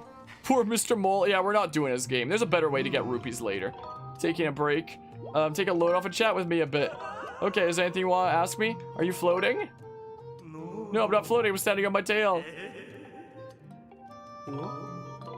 Wait up. That's a shame. Okay, I got my hearts back. Got my hearts back. Yeah, the place to get rupees in this game is freaking Fun Island. But yeah, it could be something interesting. So, dang it, that respawned all the enemies. So where are the other parts of the key? I'm freaking forgetting. I'm forgetting and whatnot. So yeah, it is possible that we could always do like a, maybe, if he's interested, do like a 2-player co-op Don't Starve German playthrough, maybe, for funsies. I don't know. Oh, a whole bunch of these dudes. Smack, all mine. I'll go ahead and yoink them. Yeah, respawn all the enemies going in there. Gosh darn it, because I reloaded everything. Feels bad. Dang it, man. That sucks. How about you don't throw those boulders? What did I just say? I probably used to have all the key locations memorized in the past, not anymore. And like rambling for so long is also gonna make me not 100% certain what I'm doing a whole lot of the time. And for one, you have to drop a bomb down this slope? Oh, what? Ow. I'm holding to the right. I guess my direction doesn't matter. Drop a bomb down this slope. I'm fairly certain you don't. Like, I don't have them all memorized anymore, but I'm fairly certain that's not one of them. Oh, you meant, oh, to there, that one. It is one. It's just not at the bottom there. Just not that. Is the one on the side of the slope, not the freaking, not all the way at the bottom. Hi, you wanna, not? No. Well, that guy's out of here. That guy's out of here. Oh, the slide just hurt 1 heart. What did he say? Link has experienced sliding across his face or something. Command input, spin attack. Sure. Command input, fatal blow. I guess. Smack, smack, smack, smack, smack, smack, smack. Okay, okay. Okay. Yeah, I remember this one now. It is this slope after all. It's just freaking, the hell. Give to me the butterfly. Give to me the Schmetterling.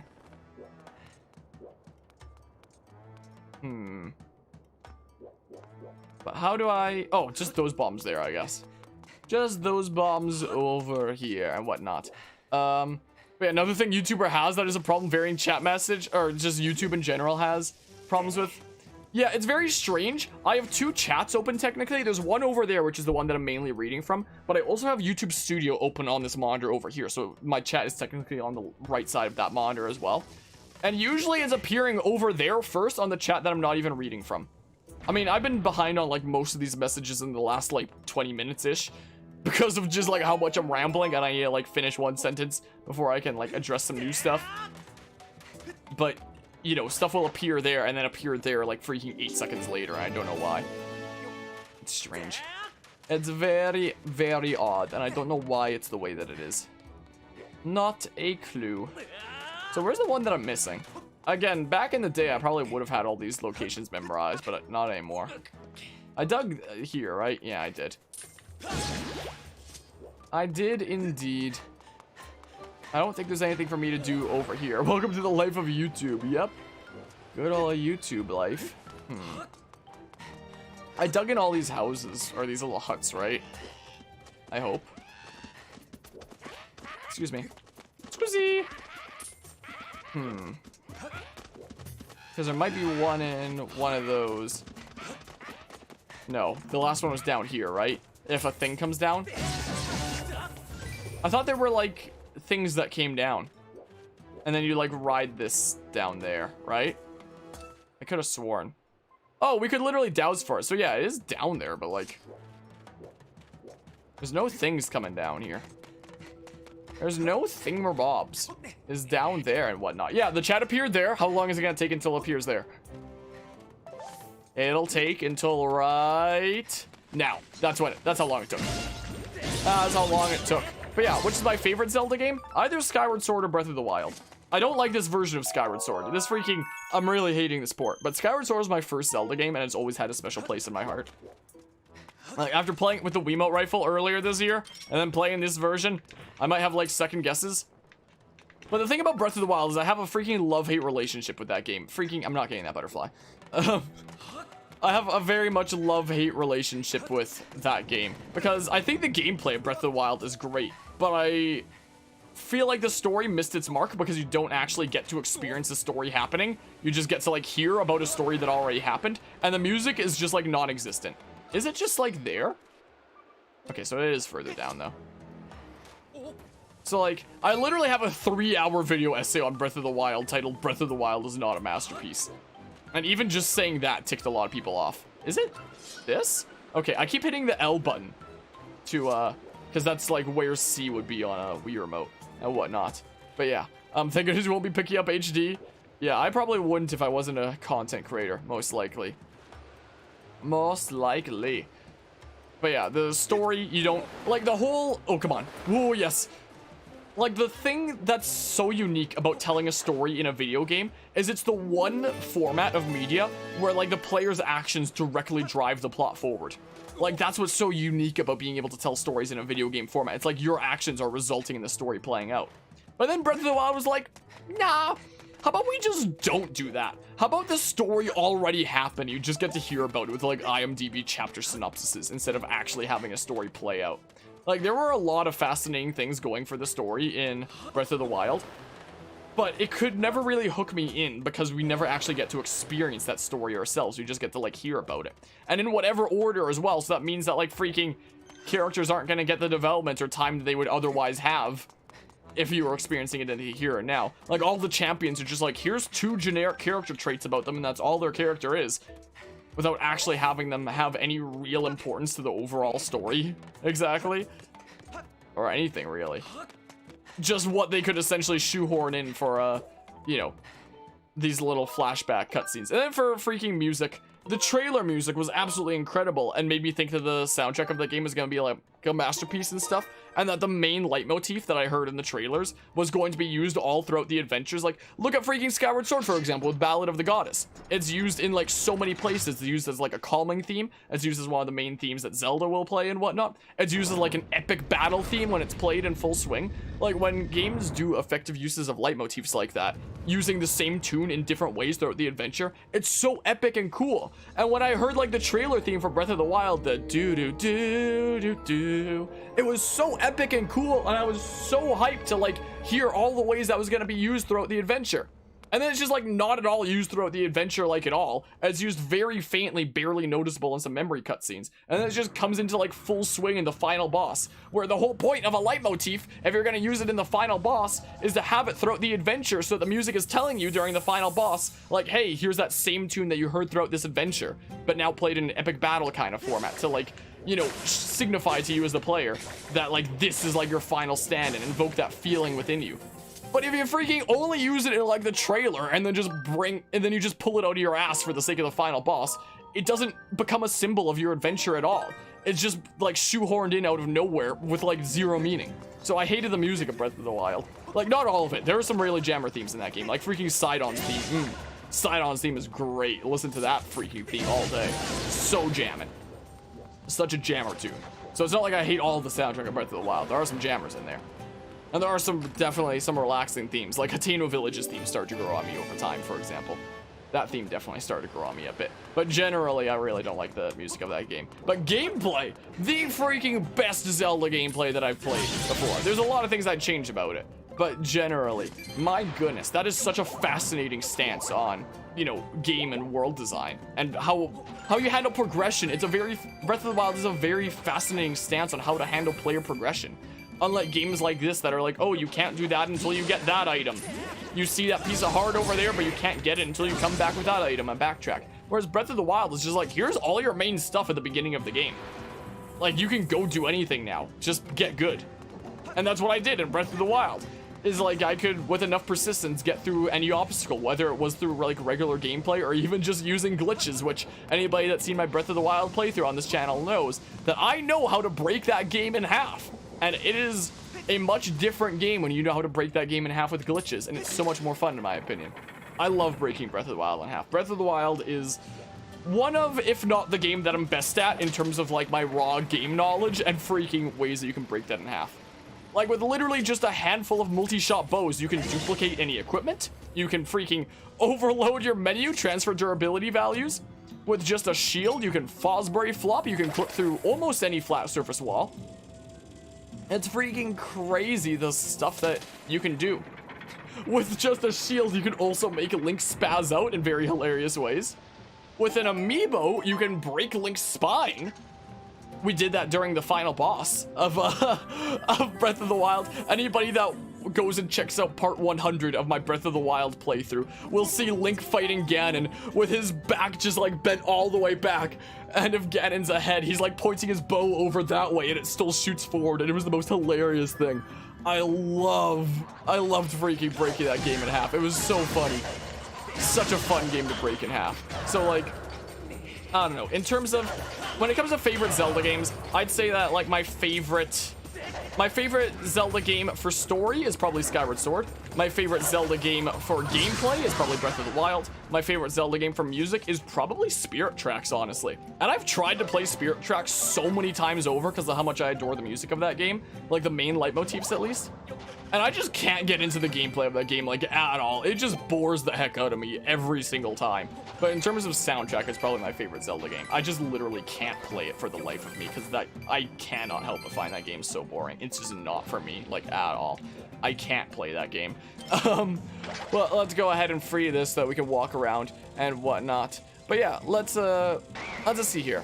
Thank you for helping me on future content creation endeavors. This is a great reminder for this area, and D&D storytelling can go anywhere. I probably should have read that earlier with the context of, you know, where it was all said, but I started rambling for a good while. But yeah, once you got into D&D, you found out how great storytelling is. Yeah, freaking storytelling is real cool.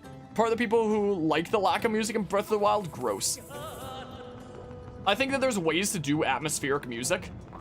Like, for example, take Octopath Traveler. A lot of people will look at the music of Breath of the Wild and be like, oh, you don't like the music of Breath of the Wild? Guess that means that you'd prefer, like, the super in-your-face adventurous kind of music of previous Zelda games. And it's like, no, not necessarily. Not necessarily. There are ways to do atmospheric music. A very good example of that is Octopath Traveler. Like, look at the Snowlands or the Riverlands or something like that. Yeah, go get my bomb bag in there, go beat the two Lizalfos and yada yada. Like, that's a great example of a soundtrack that's not at all in your face. It's very much in the background, but it's like subtle but relaxing and helps build up the world around you. Whereas in Breath of the Wild, they're just like, soundtrack? What's that? We don't need that. Let's just not. Like, if Breath of the Wild had atmospheric music like Octopath Traveler, I would have freaking lost my mind. I love the music of Octopath Traveler so much. And whatnot. But yeah, break it like a Kit Kat bar, indeed. Indeedly do. Well, let's fight these two Lizalfos. Didn't I lose against these guys a couple times in my playthrough of the original game? Because I was using the Cabela's Wiimote rifle and I could only do spin attacks. And I was playing in hero mode. I think I lost to these guys a couple times. I think I got bumped into the lava as well. I think. I need to get used to this being like my new roll button. That's what I gotta do. How about you don't? How about you stab? Alright, command input finishing blow. Oh, I didn't even need to. I'll take this, thank you. Is it just me or is like the music here like much louder than previous things? But yeah. Your best friend falls asleep to Octopath Traveler music, also falls asleep to the amazing Idol music? Idol music in Xenoblade Chronicles 2. Indol? Is that maybe meant to say? It's Smackaroo. Maybe. But yeah, that's, in my opinion, the way to do atmospheric music. Something so relaxing that you could fall asleep to, where you barely even notice it there. But you know, it helps build up the world around you. Whereas Breath of the Wild is just like, our world's good enough to build up the world on its own. We don't need to go further than that. So I really didn't like that. Found the bomb bag. So we gotta return it to the guy. We're not gonna return it to the guy. We're actually gonna keep it. This is the thing. We're not going to return it to the doodle. I will take this, thank you. I wonder if there's a way to get unlimited dusk relics in this game. Like, that's something that I never, like, I know that you can get them in the Silent Realms, and they're like a limited thing there. There's gotta be some unlimited way. Most likely. I found my bomb bag. Sorry to put you through that, but how's my pal? He's worried. Don't worry about him. But as thanks for getting my bomb bag back, you can just keep it. So there you go. Let's go get some bombs. Hold up, I forgot to tell you something. Your bag's empty on bombs, so here's some bombs. That's essentially the gist of what's being said. Let's just see here. So, yeah, we can store them now. So that's gonna be in the top right, so you won't be able to see, like, how many bombs I have, since that's where my camera is and whatnot. But yeah, so you can find them again in some location. Good to know.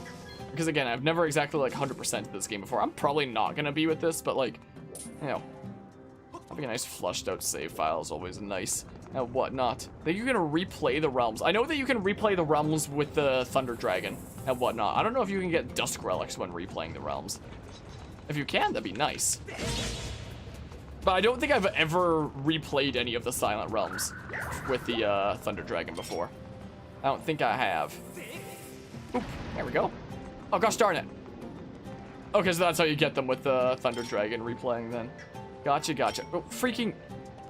No, up on the right stick. It takes some getting used to how the buttons are mapped out in this now. It definitely takes some getting used to say the least. Alrighty, well, let's go on our merry way. You were jogging this villager's memory? Alright, so... I guess I wouldn't have known because I've never replayed any of the Silent Realms from the Thunder Dragon before. I assume this is just meant to be like a bomb refill kind of area. Give you one, I assume, bowling protection ticket? My oh my. What's here? Gosh darn you. I don't want to spam that too much because I'm going to hit one of the bombs if I do. Okay, well, don't really need to go into there. Know a lot about this game. You never beat Skyward Sword. Freaking, you don't want to be like me earlier this year and beat the final boss with the Cabela's Wiimote rifle on hero mode while wearing oven mitts. You don't want to do that. Trust me, it was a fun time. You should do it too. Wait, what the hell? How do I, Ah, right there. Right there, I'm remembering now. So, yeah, they need two, it seems like. Don't want to freaking hate life by doing that. Heard how it went? No. Do it, it's fun, trust me. It's totally fun doing that. Okay, off we go. When it comes to story, like Ocarina of Time, I definitely like Ocarina of Time as well. I never played the original. I did play it on the 3DS though, when it came out on that. So I have played it there.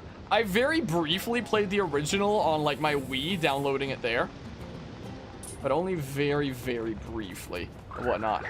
Skyward Sword is one of your current games right now, but you're playing the original instead of HD. Wait. Isn't this the bit where I need to like... I think do this. Just not progress in like 4 weeks. You know, Fire Emblem Three Houses is one of my in-progress games. I just haven't progressed in that in like, probably like 4 or 5 months. Something like that. Yeah, that's what's going on here. But yeah, originally, yes. Gotcha, gotcha. Well, we'll boop it a bop here. But yeah. Yeah, I played the N64 on the Wii when I downloaded it onto that. I've tried it out. There was a time very briefly, like when I was in early high school, when I wanted to learn some of the speedrunning tricks. And like, I learned some of the basic things, so it's like I know how to do things like ISG, Infinite Sword Glitch. Ah! Oh, you just stopped flowing. Okay. So I know some of the basics, or like the bottle freaking, or that freaking skip that you do for the bottle early, getting out of the Lost Woods and whatnot. I know some basic stuff like that. Because I thought it was cool to learn back when I was in early high school, learning like video game glitches and whatnot. Nowadays, the game that I have the most glitch knowledge about is freaking Breath of the Wild. I can break that game in half. And that's one of the games... Technically, Breath of the Wild is still in progress in this channel. But since we beat the game already, I basically just hop into another session of Breath of the Wild whenever I feel like playing Breath of the Wild. Which, sometimes there are those nights. Sometimes there are those nights where it's like, you know what? I honestly feel like just going around and, you know, breaking some more shrines in Breath of the Wild using more glitches. So sometimes we have those nights. It's not super often, but it does happen. So... we do still play Breath of the Wild on this channel from time to time, but whoops. Not super often. But yeah, that's also in your games that are still in progress, struggling to finish your Blue Lions playthrough. I'd honestly, like, say if the motivation isn't there, like, just do it. Or just don't do it, sorry. Like, I have, like, no motivation to do, like, the last route that I'm missing. But for the sake of covering it on this channel and, like, playthroughs and whatnot, I may still do it. I might do a poll on this channel sometime in the near future asking what people want to see first. The final route of Three Houses or freaking Conquest Limit to Classic. Which would people prefer to see finished off first? If those are the two options. Because I haven't decided which one I'm going to do next. I haven't yet decided. But yeah, honestly, when it comes to Three Houses, if you're not doing like a playthrough kind of series on it like I am, then, you know, the best thing to do with Three Houses, in my opinion, is do one route and then just look up like the cutscenes of the rest on YouTube, or just like watch somebody else playing the rest. Watch a playthrough or cutscenes or something. Freaking Stamp, get out of here. But yeah, let's just see here. Got soft locked on your maddening Blue Lions playthrough. Oh no. I talked about soft locking in that video essay. I got a comment on that video essay recently, my Three Houses one, that was complaining, saying like, I only watched the first 10 minutes of this video, but I'm gonna write you like this whole mini essay on like me not liking your video from only watching the first 10 minutes. It never gets into the title of the video. Like in the first 10 minutes, it just talks about how like long and tedious it is and how you can get yourself soft locked. And I looked at that and I was like, yeah, so that, you know, all the arguments that I make in the future of this video, you can see these arguments while keeping in mind that it's all on a tedious journey that you can get soft locked on. And I just kind of replied to them saying, like, there is a timestamped legend, technically. Like, all the arguments are literally timestamped, but I mean, but yeah. A face something you would rather watch? Yeah, I know a lot of my motivation for Three Houses is gone, but I'm gonna have to freaking finish that off at some point. There's really nothing in any of this grass, huh? But yeah, Hunted by Daybreak is definitely a good chapter, guys. My goodness. The only Maddening Classic run that I did was with Golden Deer. And my goodness, Grondor Field and the Sleeping Sand Legend give me nightmares to this day. Like, give me some nightmares. Gosh darn it. No. Freaking stop. So let's see here. Don't I need to like throw this right before it explodes? Gosh darn it. What do I know about the timing? Yeah, just the Black Eagles, sticking with Black Eagles route left. There we go. There we go. Oh, the timing that time. Whoops. How about you don't do that? Dang, I was gonna try to parry that one or whatnot. Whoa, how about you don't? First video essay that I saw on your channel was of Roller Coaster Tycoon. I still really like how that, like, there's a lot of things I would change about that video, but that's still the most viewed video on this channel to this day, and I quite like how it turned out. There was actually some really cool reception to that video. Like, a few months after that video came out, I got an email from Simon Foster, who was the graphic designer on the first 2 Roller Coaster Tycoon games. And he was like, you know, I saw this video of yours recently.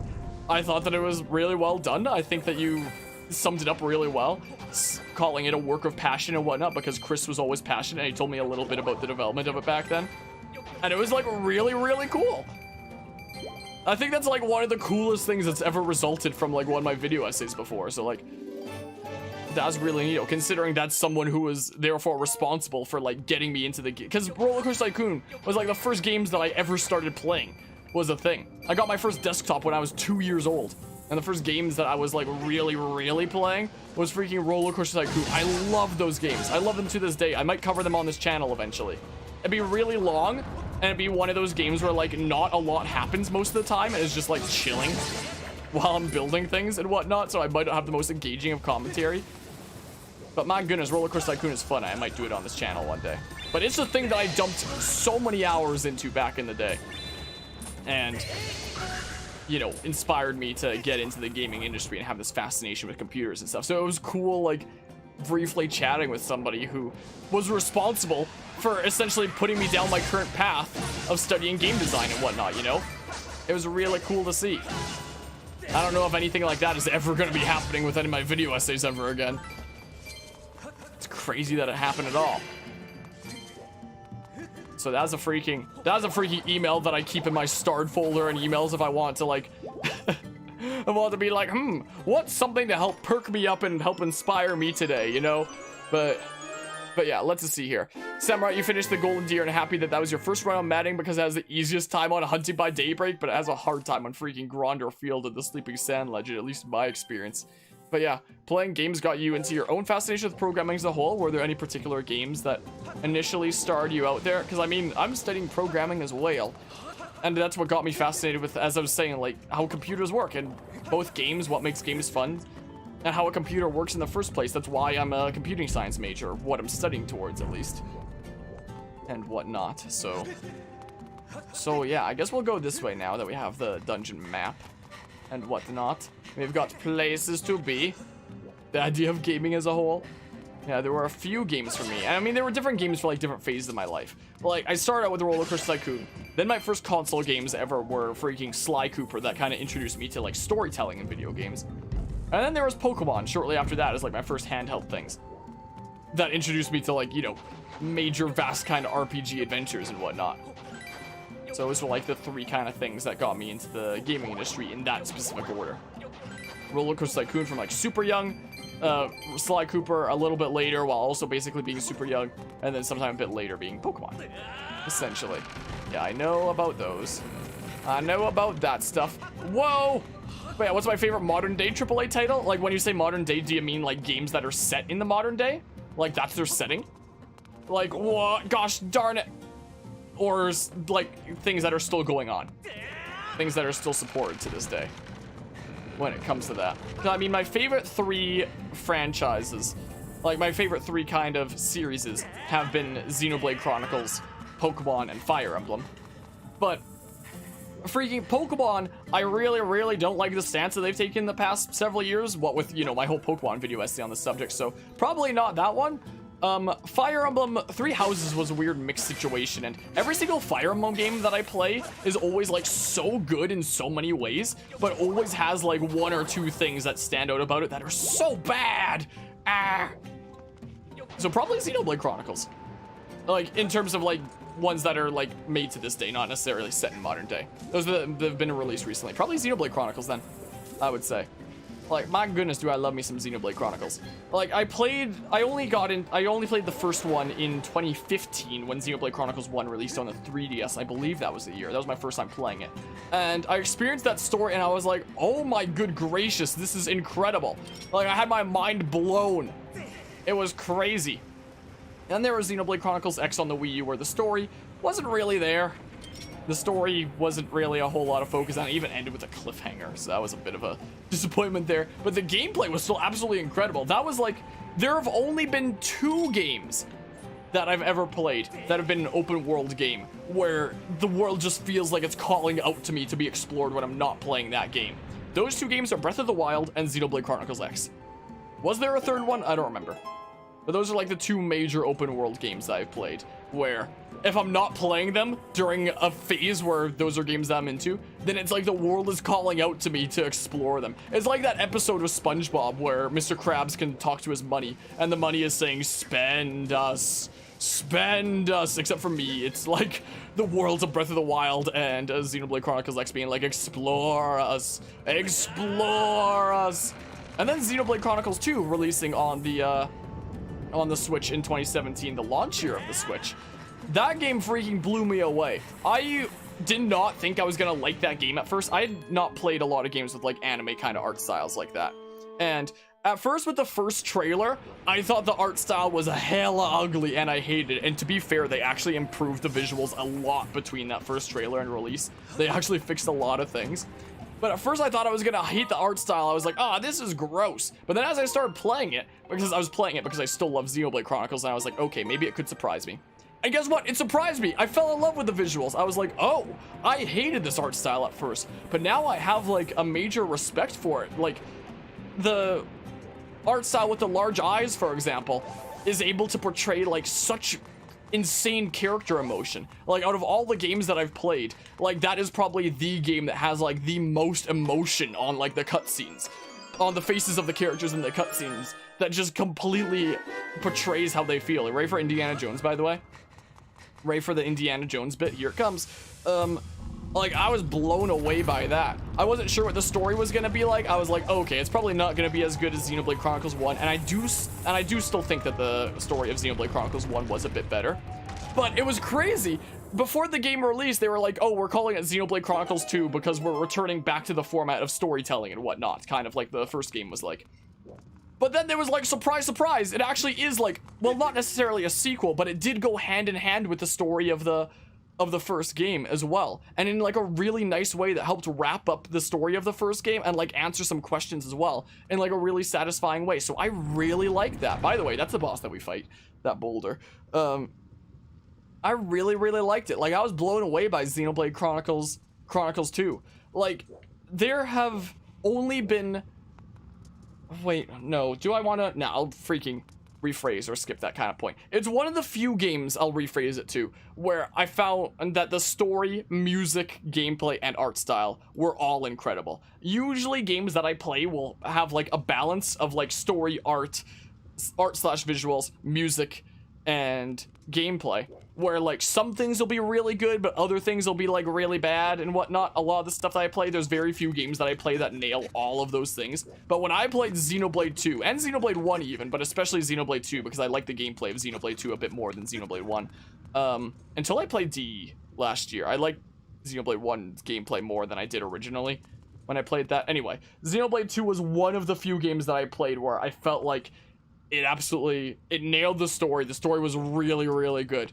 It absolutely nailed the music. That's one of my favorite soundtracks ever made. It is so freaking incredible. The art style is beautiful. One of the most beautiful worlds I've ever been in. I love the characters and expressiveness and yada yada. And the gameplay was like really satisfying as well. Not perfect, like the whole freaking weird gacha system and whatnot, but still generally really, really enjoyable. Also, when it comes to games striking a balance, this version of Skyward Sword really pushing the Switch to its limits. And games like freaking in Xenoblade Definitive Edition on the Switch, in the original Xenoblade, stairs used to be like this as well, where it's just a slope with alternating textures to make it look like it's stairs when it's not. That's the way that it was in the original Xenoblade. And in the remake for Xenoblade Chronicles 1 on the Switch Definitive Edition, they actually changed all the stairs to be actual stairs in that game. Something that freaking Legend of Zelda, a much bigger franchise than freaking Xenoblade Chronicles, couldn't bother to do. Why is my sound all gone? So I can't like rotate like view lock? Reset position? gosh darn it. Did I like Pokemon Sword and Shield? I generally liked the game. I had fun with it. I did enjoy Pokemon Sword and Shield. I felt like it was a game definitely worth my time. I just didn't like the business decisions behind it. Like freaking, let's not make all the Pokemon available, despite the fact that, you know, the Switch absolutely has the hardware for, and they can just import the models and animations from the previous games like they've been doing for the past decade. All so that we can make more money off of Pokemon Home and whatnot.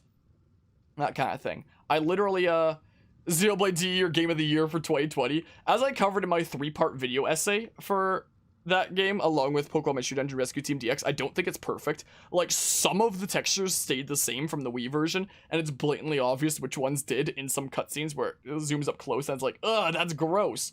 But most of them, or a lot of them, were changed. At least, it seems like that, or the originals were just so good that I couldn't tell the difference. Unlike freaking Skyward Sword, where seeing the originals is freaking grossing me out. I literally cannot... Come on. Ugh. There we go, L and R insert. In the original Skyward Sword, you used to be able to, like, you know, rotate your Wiimote around like that, but you also used to be able to rotate it like that. But now, since you just rotate with the left stick, you don't have that option, and using the dungeon keys is a freaking gimmicky mess in this version. I think I literally prefer the original version of Skyward Sword more than this version. But yeah, like, it wasn't perfect, but I think that Xenoblade Chronicles Definitive Edition was a great example of how to do a remaster right, unlike this freaking lazy port that we're playing right now, you know? That's my opinion, at least. That's my opinion on that. So yeah, favorite AAA kind of franchise that's still going on nowadays, I would say, is freaking Xenoblade Chronicles. One of these days, I really want to play Xenosaga and Xenogears. I never have. I'll probably cover them on this channel eventually. But I detected Zelda's aura in the surrounding area. She was chained up by the freaking thingamabob. Yada yada, she's along this path. Let's continue and whatnot.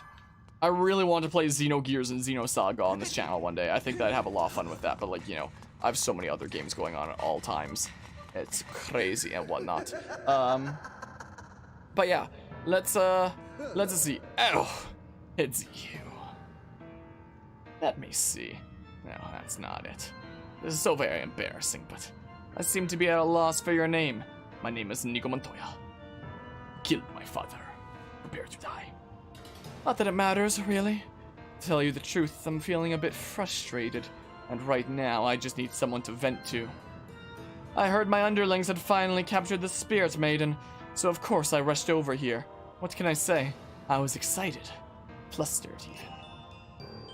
I heard that Skyward Sword was getting an HD remaster onto the Switch, so I rushed over. I was excited, what could I say? Flustered, even. But what did I find when I arrived? A scaled-up, unchanged mess. With awful button controls. And textures that look like they belong on the Nintendo 64 in some cases, like some of those rocks in Skyloft. Agent of the Goddess. She had once again shipped out an unfinished game. You see what I'm trying to say is, that goddess-serving dog escaped with a girl! I must have the Spirit Maiden, in order to resurrect my master. I must have her. Call me a simp if you want, I won't change a thing. I got a little carried away there, didn't I? I don't deal well with complications to planets I've laid out so carefully. It's a character flaw of mine. I just got so frustrated when I donated like $300 for the streamer to say out my name, and they didn't say anything. But something good can still come from this day. I've had all this bottled up anger smoldering inside me. Now, I can release it. There's someone special I'd like you to meet. Oh, don't be shy. I need to vent all this unhealthy anger, and your agony is such a great stress reliever.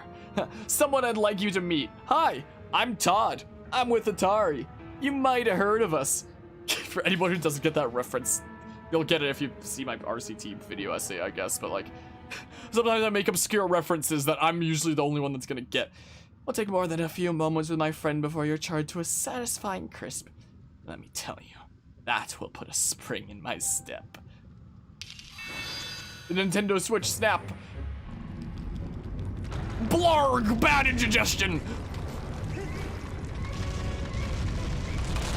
So, to fight this boss in the original game, because we did the freaking Wiimote rifle shenanigans where the nunchuck and Wiimote were in the same, like, device. I literally could not throw a bomb without parrying, so I had to take off my shield for this fight. Now I don't have to take off my shield since we're playing with, like, semi-normal controls. But, like, I don't think I'm gonna need my shield, like, at all, really. Skyward Remastered isn't the greatest either. I've only played Skyrim, like, on the Switch, and very briefly. Have I mentioned that I very briefly, I do actually have one episode of Skyrim on this channel, and that's it. So, like, if you search for Skyrim on my channel, you can find it, like, one single 1 hour sitting. It was when I was doing a, 24-hour charity stream, and people could, like, donate to, like, choose what game from my library of games I put into my time slot, essentially. I can just use my own bomb bag. I don't know why the heck I'm using these bombs over here. So I think it was the anima that made me play Skyrim for like an hour. So I very briefly did that on the channel, but even before I was a content creator, I started being a content creator in the beginning of 2018. And the Switch released in like 2017 along with, okay, well, too late for that now, I guess. And the Switch released in 2017 along with Skyrim later that year. Oops, well, I put it down just in time to send you back, but I took some damage, whatever. So, like, I had heard from, like, friendos, like, back when Skyrim was, like, newer, that Skyrim is, like, one of those must-play kind of games. When I was in, like, junior high or freaking early high school, stuff like that. And then when it came out on the Switch, I was finally like, okay, well, it's on the Switch. Maybe this is my opportunity to play it. And I started playing it before I was a content creator. And I played it for about 10 hours. I started trying to, like, focus on magic kind of stuff and get a bunch of spells and whatnot. But I never actually got all that far and whatnot. Never actually made it super far and kind of put it down eventually for, like, other games. And I haven't covered it, like, at all as a content creator apart from that one bit. But it is one of those games that, like, I probably will cover on this channel eventually, mostly for, like, the memes and stuff. And, like, messing around. I'm sure there's a lot of people that would like to see me freaking screwing around in Skyrim and seeing what the heck comes of that, you know? I'm sure it'd be a wacky time. I'm so used to doing this, like, replaying it with the Master Sword. And, you know, having this go by much faster and whatnot. Come over here. Okay, there we go. There we go. Well, come on, give the suck.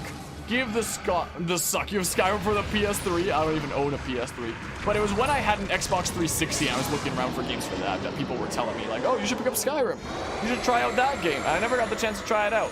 So I own it on my Switch. But, like, you know, if we ever did cover it on this channel, maybe it'd be better on PC. I don't own it on PC yet. I have to buy it for PC. Wait, how do bombs blow up plasma? I have no idea. Yes, you would also would like to see me freaking what Acoustic Harmonia's impression of Skyrim is. Because again, I do have some experience with it, like 10 hours, so I know how it works. But I've never, like, really played Skyrim. I haven't done, like, a full playthrough of Skyrim. I still know, like, next to nothing about it. I know that freaking the guy that voices Mario, Charles Martinet, is, like, one of the dragons in that game. I freaking heard him, like, I saw him at Comic-Con once. This freaking frame over here has a Mario poster on the right and then, like, a Charles Martinet thing on the left that was signed by him when I freaking met him at Comic-Con there when he was doing, like, signings of things. And the person that was in line ahead of me asked for his, like, voice of that doodle from Skyrim, that dragon, Parallax or something like that? I think it was called. I don't know. It was something with a P. I don't know. I don't really play Skyrim. I guess I may as well refill on bombs while I'm here and whatnot. But, like, the dude there in line ahead of me asked Charles Martinet if he could do that voice, so he did that voice. Parthernax, that is what it was. Okay, I appreciate that. Okay, one more bomb we can get here. Sweet. But honestly, Charles Martinet was, like, a hella fun guy. Like, there's a lot of people who you'll see them do, like, signings at, like, events, and I don't care about signatures. I just wanted to meet him. There's a lot of people that you'll see doing signings at, you know, events like that are just like, yep, let's just get here to get, like, some revenue and then be on my merry way and keep on living life and move on and whatnot. Charles Martinet seemed genuinely really happy to be there and, like, meeting people.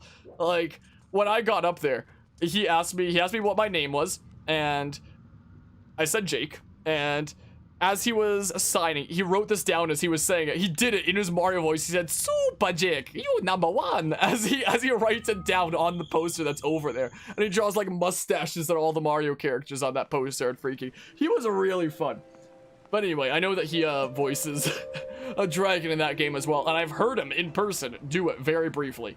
That freaking voice. Said that you can never finish Skyrim. The game automatically frames new quests randomly. I know that there's a lot of quests in it. I thought it was just said that you couldn't finish Skyrim just because there was so much in it. Not necessarily that it keeps on generating new quests. Maybe it does. I don't know. I don't play Skyrim. But yeah, I like your reaction to things in general. I'm glad that you like those. Hi. Hi, welcome to Chili's. Harmonia. You finally made it past that freaking rock nerd. Took you long enough. You cannot go to him, Your Grace. Remember what we discussed. What did we discuss? 1, don't shirk work.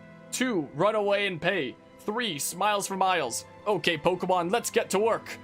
Now let's go to the outlaw wanted, but restrain yourself. Focus on the task at hand. Like I was saying earlier, I reference a lot of things. A lot of the time.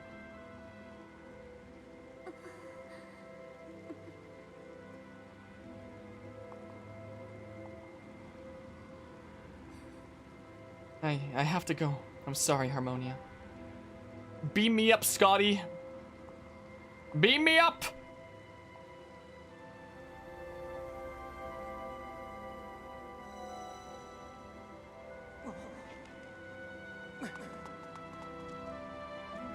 Silently judges you.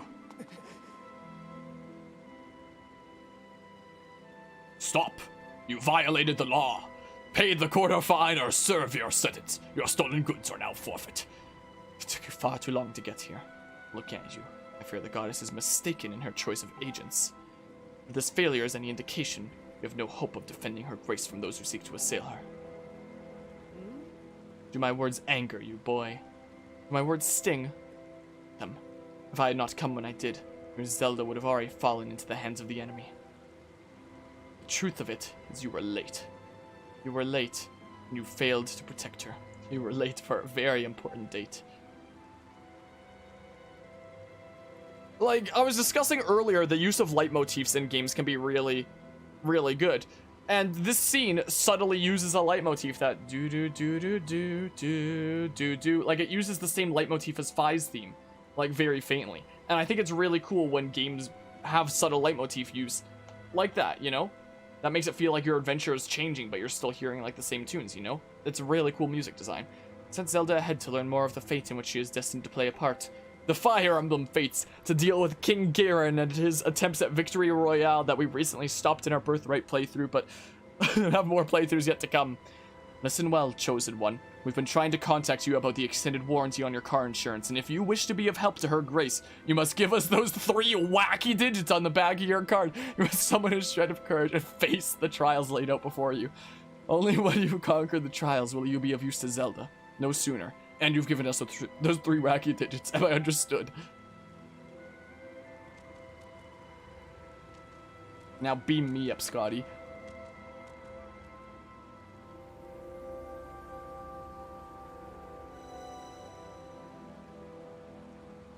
Well. Dang it, my card's expired! Now how am I gonna support the freaking streamer that I like, Zelda? Get her to say my name. But yeah, anyway. Wish Link would have his own dialogue sometimes. It'd be interesting to see a game where Link speaks apart from, like, Zelda CDI, but, like... Is that something that Nintendo would ever do? I swung it down! Button controls. Button controls 101. Wait, is there a goddess cube behind this one as well? Should I have checked? There's probably not a goddess cube behind this one too. If there is, I'm gonna be pissed. If I missed another goddess cube behind the spring. Because this is just gonna boot me out of the dungeon after this. Please don't be another one behind it, because I'll be mad. Master, I have a message written in the language of the gods of old. Allow me to translate for you. We've been trying to contact you. Okay, from the edge of time, I guide you. The one destined to carry out the goddess's mission. The music design of Skyward Sword is great. I love the music of this game and the way that's used. Spirit maiden who descended from the clouds has passed through the earth spring and makes her way to a fated place. Okay, it doesn't seem like there's a goddess cube back there. If you truly wish to donate to her OnlyFans, then the parched desert of Lanayru, that is where the chosen will pass through the gate of time into a distant world.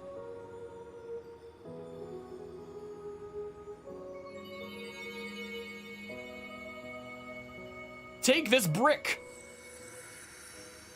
Just hits Link in the head. If you're gonna be pissed, there's definitely a goddess cube behind. That's the rule. I wouldn't be surprised. That's how games seem to work with me.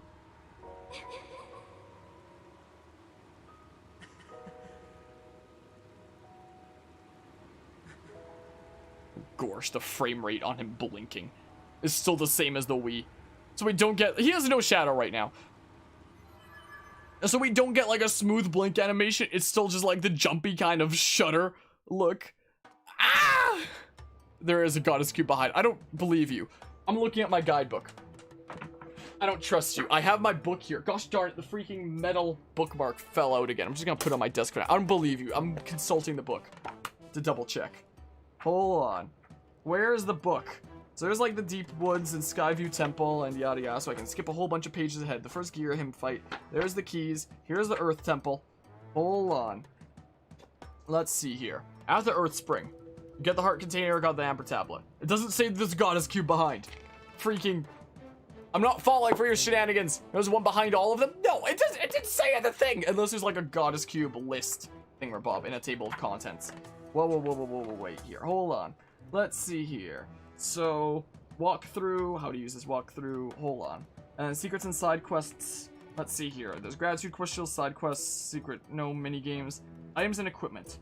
Let's see here, not so secret shops of Skyloft, there's secret shops. Treasure hunting, recipes, bug catching, potion, empty bottles, goddess cube, and goddess chest guide. Page 366. Let's see here, page 366. I'm consulting this guide before I get back in there. This is what I'm doing. Page 366. My doggy keeps running in from time to time to see me. Hold on. So it's like right towards the end of this book here. So that's 363.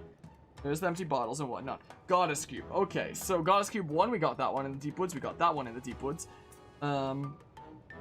Let's see here. Goddess Cube number 3 is the one that's behind the spring there. So we got that one. Goddess Cube number 4 is an Eldin volcano. It's the... Did I get that one? What the heck is that one?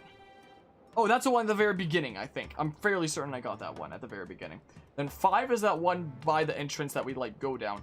The 6th one is that one that we, like, drop down into the freaking thing we're above for. Number 7 is... Did I get that one? Close to the Earth Temple entrance. I think I got that one. Goddess Cube 8, I definitely got that one. That's, like, down the one slope thing we're above there. Goddess Cube number 9 is that one that I had to keep on holding left all the way to get the thing. Goddess Cube number 10. Goddess Cube number 10 is in Lanayru, apparently. Right? Yeah, Lanayru mine. Freaking lying to me, Kraken. Lying to me. Not all of them. Oh, behind one of them. Oh, one of them, not all of them. Gosh darn it. Words, I can't freaking... Why is my screen vibrating? Does anybody else see that on the left side? What is happening? Wait, it's like everywhere, I guess. You see what I'm seeing? Or not on OBS? Is that just my monitor? Wait. Okay, it's not vibrating anymore. Yeah, the next one's in Lanayru, and I should have gotten all the other ones. But yeah, when I play a Zelda game is made on Unreal Engine or Unity, heck yeah, I try it out and whatnot. Gosh darn you. Gosh darn you. Stat. Okay, we're going up to the sky. We're going up to the sky once again. My oh my. Up we go. Up, up, and away. We must go. But yeah, so that means that I should have gotten all the goddess cubes that are possible to get up to this point. Probably. So, like... Apparently a few are going to be, like, in there. Did I get all those ones? Did I get them all? I'm not 100% certain. Because I could always drop down if I missed one. Do I want to go back to page 366 again?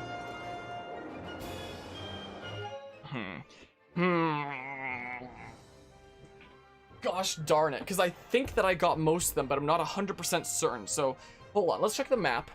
So, the ones that are here are 3. 3 of them, unless there's one, like, directly on Skyloft. So, hold on. Because goddess cubes can be important, is the thing. So, let's see here. Items and crafting. If I go back to this page here. So, let's see here. So, we got the 3 that were from the woods and whatnot. So, this one here is small island southwest of west of Fun Island. So, that's the one that's there. I see Fun Island, so we definitely got that one. Goddess Cube number 4. Goddess Cube number 5, yeah, I definitely got that one. Small island between Beetles Island and Bamboo Island. Yep, that's the one that we're going towards right now. Goddess Cube number 6, that one I for sure smack a root, and that one's going to be in the Thunderhead, so we can't go in there quite yet. And then the number 7 in Eldin Volcano is apparently on Bamboo Island, which I think that's Beetles Island. We haven't gotten Gosh darn it, that's Bamboo Island, isn't it? So I actually didn't get this one. I don't think. Close to the Earth Temple entrance or patches of dirt to dig up. Find one in the corner that contains small air geyser.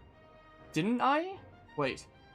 Oh, I couldn't have gone past this before because I didn't have the freaking, the thingamabob. A report, it's possible to descend to a bird statue. I know. Hold on. Whoa, wait here. Hold on a hot second. I didn't have the bomb bag yet, so I couldn't blow up that one wall. Don't even have to press ZR, it just does it automatically. Hold on. Whoa, wait. Right here. This wall, apparently. I know that I was up here, but I didn't have the bomb bag yet, so... So now that we have the bomb bag, we can now suddenly get access to that. That one's apparently going to be on Bamboo Island. Gosh darn, it took away my Skyward Strike. I was trying to do, like, speedrun strats. Okay, so we got that one now. So then there's the one down the slope that's, let's see here. Small island northeast. I'm fairly certain that I got this one. I could always go back to that area and double check. I swear I got this one, right? Hold on, let's just see here. Because, yeah, I was waiting there to see if any platforms appeared, so I did for sure get that one. It shows that there's the place for the minigame and whatnot. So I definitely got that one. Goddess Cube number 9, I definitely got, because freaking... That was the one where we were going down the slope and we had to hold to the far left. And that goddess chest is apparently in Skyloft, but it also needs the water dragon scale to get it, because we gotta do, like, some swimming and whatnot.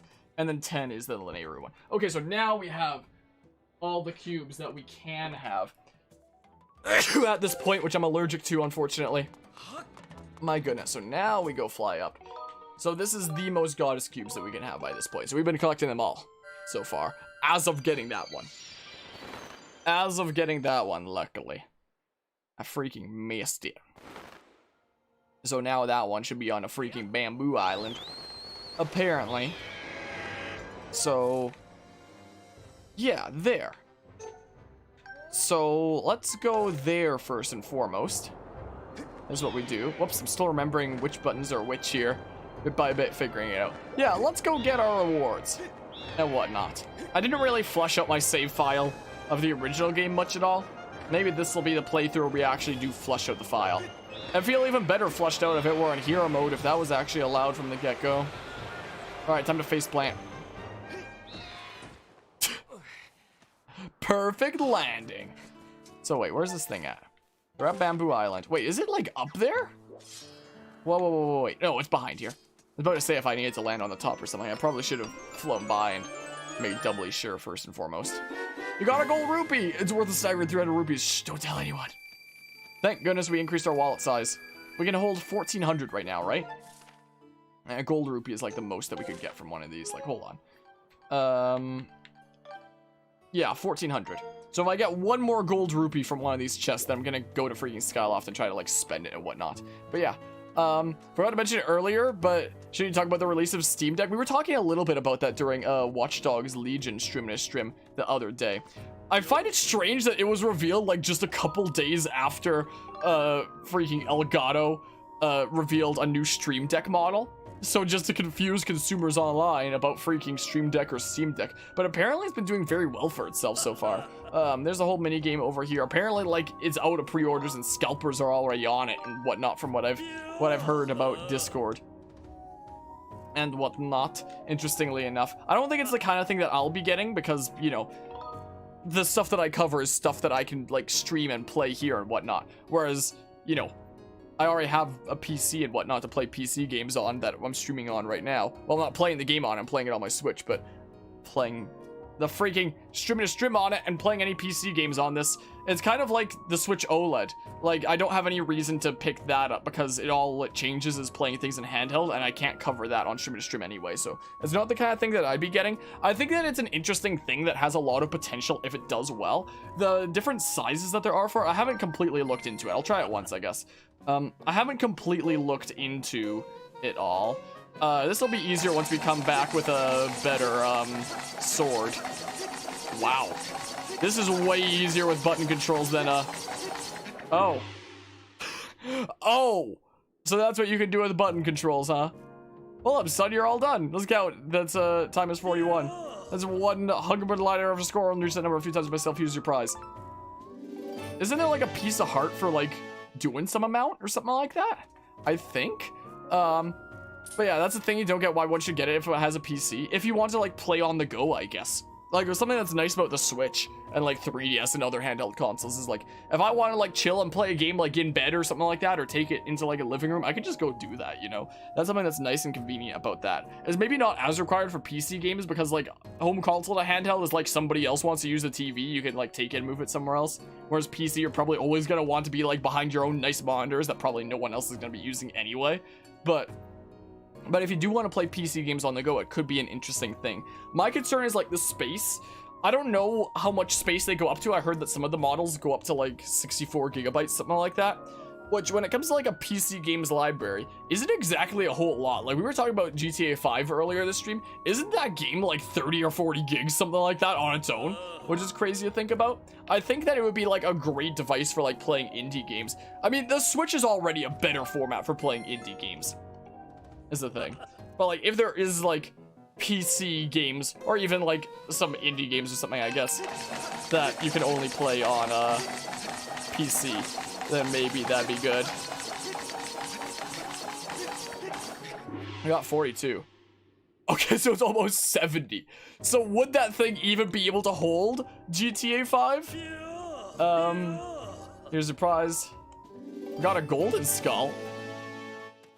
Hold on. I forget what amount you need for that. How? Red Dead is almost 120. Really? I assume that's Red Dead 2. I assume. But really? What the heck? I didn't realize it was that large. Hold on. I think that there's maybe a piece of heart that we can get from... Well, never mind. Hold on. I thought there was, like, a piece of heart that we could get from this. And considering the amount of slices that we're doing here... Wait, at least 15?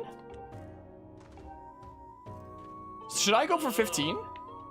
Maybe I shouldn't have skipped what he was saying. Red Dead Redemption 2. That is a lot of space. Jeez. So... Gosh darn it! I'm bad at... Hold on, at least we can see what he says this time. Okay, you're all done. Let's count those cuts. Let's see here. Not liking any records. You got to get at least 15. So maybe I'm getting, like, the ultra prizes by doing, like, 40 something? Then I need to do, like, 15 and then we get a piece of heart? Maybe? Because I swear that this is, like, a thing that you would be able to get a piece of heart from. Probably. There. And then if I just, like, chill with that. Maybe. I don't know how he keeps regrowing or replanting the same bamboo shoot there. I got to go, but I'll give you something for the effort. Here's 30 rupees. Next time around, shoot for 20 cuts. So how many have I got to do to get a piece of heart? How many have I got to do for that is the question. Because it seems like this can, in theory, be, like, really, really easy with the button controls over motion controls. If you just do this kind of strat. You know? Dang it. I'm bad. Like, not always easy. But what do you want? 30 or 25? 26? That's what I'm talking about. Really brutalized. Here's your prize. I'm starting a monster horn. Well, it's something new, I guess. First time that I've gotten that. Want to see you do 28 chops next time. I mean, how much I swear you can get a piece of heart from this. I swear, right? Right? That's a thing. Come on. And then other side. Okay, I'll just chill at 29 and see what he thinks about that. I just need to beat records so many times. That's 29. Cool, here's your prize. Another goddess plume. Back whenever you feel like... Can you not get it? Maybe you need to do like 50 or something ridiculous? I don't know. I don't even know what quantum break is, but that is a lot of space there. Jeez. Whoa. Come on. Well, gosh darn it. I'll just leave it at that, I guess. I'll just leave it at that. It'll be easier as you get like sword upgrades way later on and whatnot. But okay, well, it's worth trying out some stuff. We got some materials from it as well, so it's not that big a deal. It helps us out and whatnot. So it shows that mini game over there now. Is that new to this compared to the original? As it shows the mini game locations like that? Maybe is something new. I'm not quite sure. It probably is. So at least there are some positive differences from this compared to the original, but like, you know, if only there could have been like more blatant things all over the place instead of just like little things, you know, if only. Well, this away. Oi, oi, this away. Yes, right here. Perfect. Perfect. What have we here? Again, if we get another gold rupee, I'm gonna have to go to Skyloft and like buy some things off Beetle. We got a silver rupee. Okay, yeah, we still have enough space if we wind up getting a gold rupee. We do still have enough space if that's what winds up happening, so we'll go get that one now. We're at like a good pace if we keep on streaming this game. We're doing like one like world a stream essentially, as well as some side stuff. So like this is it seems like a good pace for streaming stuff. I don't know how much longer this one is going to go on. Just do some misc side things and then wrap things up most likely, and then next time will be Lanayru. Whoop, the non-inversion keeps on screwing with me. So where is this one at, huh? Where are we at here? So we can do this now. That seems like cool. But yeah, how's Link do skydiving without a parachute? His sailcloth that he just pulls out of his pocket. Oh, that's a goddess cube, but not the one that I'm actually looking for, is the thing. So this way, probably. So can I? Nope, I still can't call my bird from that. That's something that hasn't changed since the original. Gosh darn it. So, where do we get this goddess cube, huh? Oh, we probably have to go on to this higher level and then go down the vines there, most likely. Or we'll just faceplant that time. No sailcloth this time. This time it's just a simple faceplant. Sometimes the simpler methods are the better ones. Okay, there we go. There we go. So what's in here? What do we have in here? The answer is, you got the treasure medal. If you carry this with you, treasure will appear more often. It's a perfect thing to take along on a treasure hunt. Okay. Yeah, let's just leave that in my inventory. How about then? Okay, I'm glad that we can jump from there. Very glad. So, we'll take away that marker. We'll go over to the other goddess cube. I wonder if we want to go do like the other... There should be another lumpy pumpkin quest available now. I wonder if we want to go do that. Maybe. Maybe that's what we'll do. Up you go. Up and away. So yeah, very soon here we'll unlock Lanayru, our third area. That's what we shall do, and then we'll have all three of the main areas of the world unlocked. Would you count 4 as like the Thunderhead over there? I don't know. Let's go check in at the Lumpy Pumpkin and see if I can do the weird pumpkin mini game that's probably available now. Probably. I'm not sure if it will be. But go do the thing. It's a weird kind of direction that one sends you at. I think it'd be more aimed towards the pumpkin over here. One would think. Bam, sailcloth. I just usually tap it so you don't get to see it out for very long. Typically. Is typically what happens. Hi! I broke your chandelier to take the piece of heart. So is there like things now more? Oh, you're here just in time. Just in time for another job, that is. Next job is to help pick the pumpkins. I don't want to hear any moaning or complaining. Fine. This should be an easy one for you. Tina spends her afternoons picking pumpkins in the patch up back. Carry those to the storage shed. Kina can give you the details. No, but you can only work on the patch during the day. No telling what will happen under the night sky. So yeah, just do it during the day. It is during the day right now, so don't worry about that. They just don't mind me coming in through the back entrance now. I'm basically staff here now after all, right? Basically. So hiya, I forget exactly how this minigame works. Is this a balance thing? I don't remember. Oh, and your next job has been decided. Looks like you'll be helping with the pumpkin harvest. What a relief. Do you have any idea how heavy those pumpkins are? Oh yeah, you think this is going to be a piece of pumpkin cake, do you? Well, let's make this interesting. But you carry 5 pumpkins at once. It is a balance thing. Better take it slow or you'll risk dropping them and just get out there and haul those pumpkins. Okay. Okay, then I'll show you where you need to carry the pumpkins. To that shed back there where we got a gratitude crystal before, I think. I'm fairly certain. See the storage shed up ahead, carry the pumpkins there. The trick to carrying several pumpkins at once is to walk slowly. If they start to lean right, move right. If they start to lean left, move left. Yada yada. If you start to panic and rush, well, you're gonna have to drop them. Or you're going to drop them. So good luck. Okay. I've done this like once before, and that's it, I think.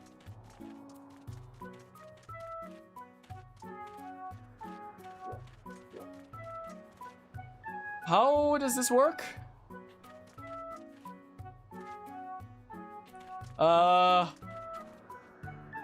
Nice camera angle.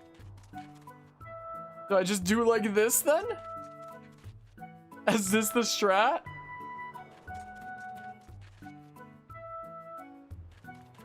This is a little bit silly. Whoa. Okay, well, there we go. Just knew you'd come through. You managed to carry them all. I guess that means you're done carrying pumpkins. Thank you very much. Is that literally all it was? Okay, well, I mean, there's that, I guess. What do you think, Mr. Judo? What do you think of my work? Impressive, you're done harvesting all the pumpkins, but don't celebrate yet. You still got ways to go before you paid off that fancy chandelier. Give me some time to think about what I need to work on next. Okay, well. Okay, so we made some more progress at the lumpy pumpkin. And now we'll keep on going towards that one goddess chest over here. If only they were closer together. If only. But alas. Okay, so let's set our thingamabob here. We'll see what that is. And then we'll go to Skyloft. We'll have to switch back to the wooden shield. Did I ever even use this metal shield while we were in Eldin? I don't know if I ever did, honestly. I might not have. But in the next area of Linnaeus, there's a whole bunch of like electricity thingamabobs. Metal conducts electricity. So we're gonna have to switch back to the wooden one, and we may have the materials now to upgrade the wooden one. We may well do. How about you don't do that? You are so mean. So very mean indeed. We'll go past Fun Fun Island. If only you could unlock Fun Fun Island a little bit sooner in the game. Because it's such a great way of unlimited rupees. Like, I don't know how the heck you don't run the clown that runs it out of business. As he just keeps having to pay you all the freaking time. Okay, through here. I'm gradually getting used to the non-inversion.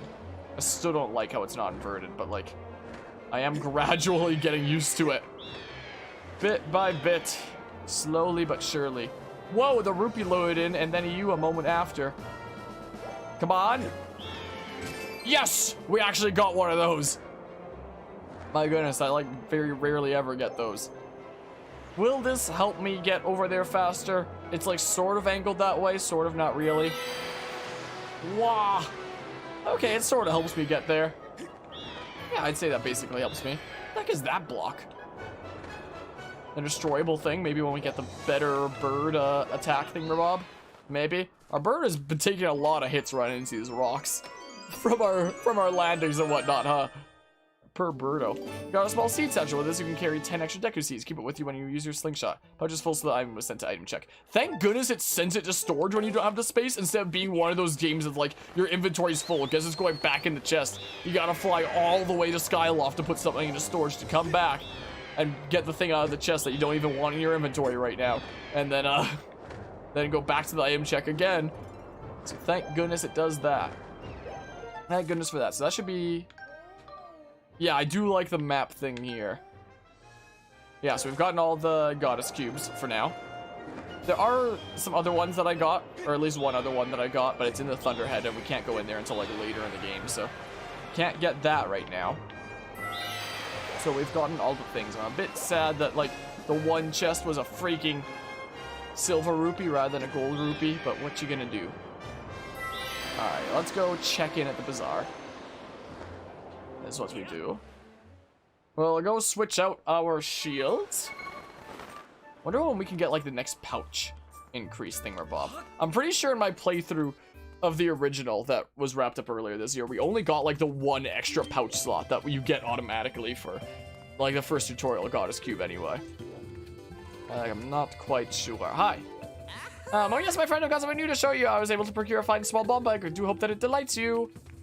Yeah, do I really need the stuff there? Hold on, let's sort through our inventory. Item check. Wait a second, I don't suppose you can buy here just to see me. Yes, it's true.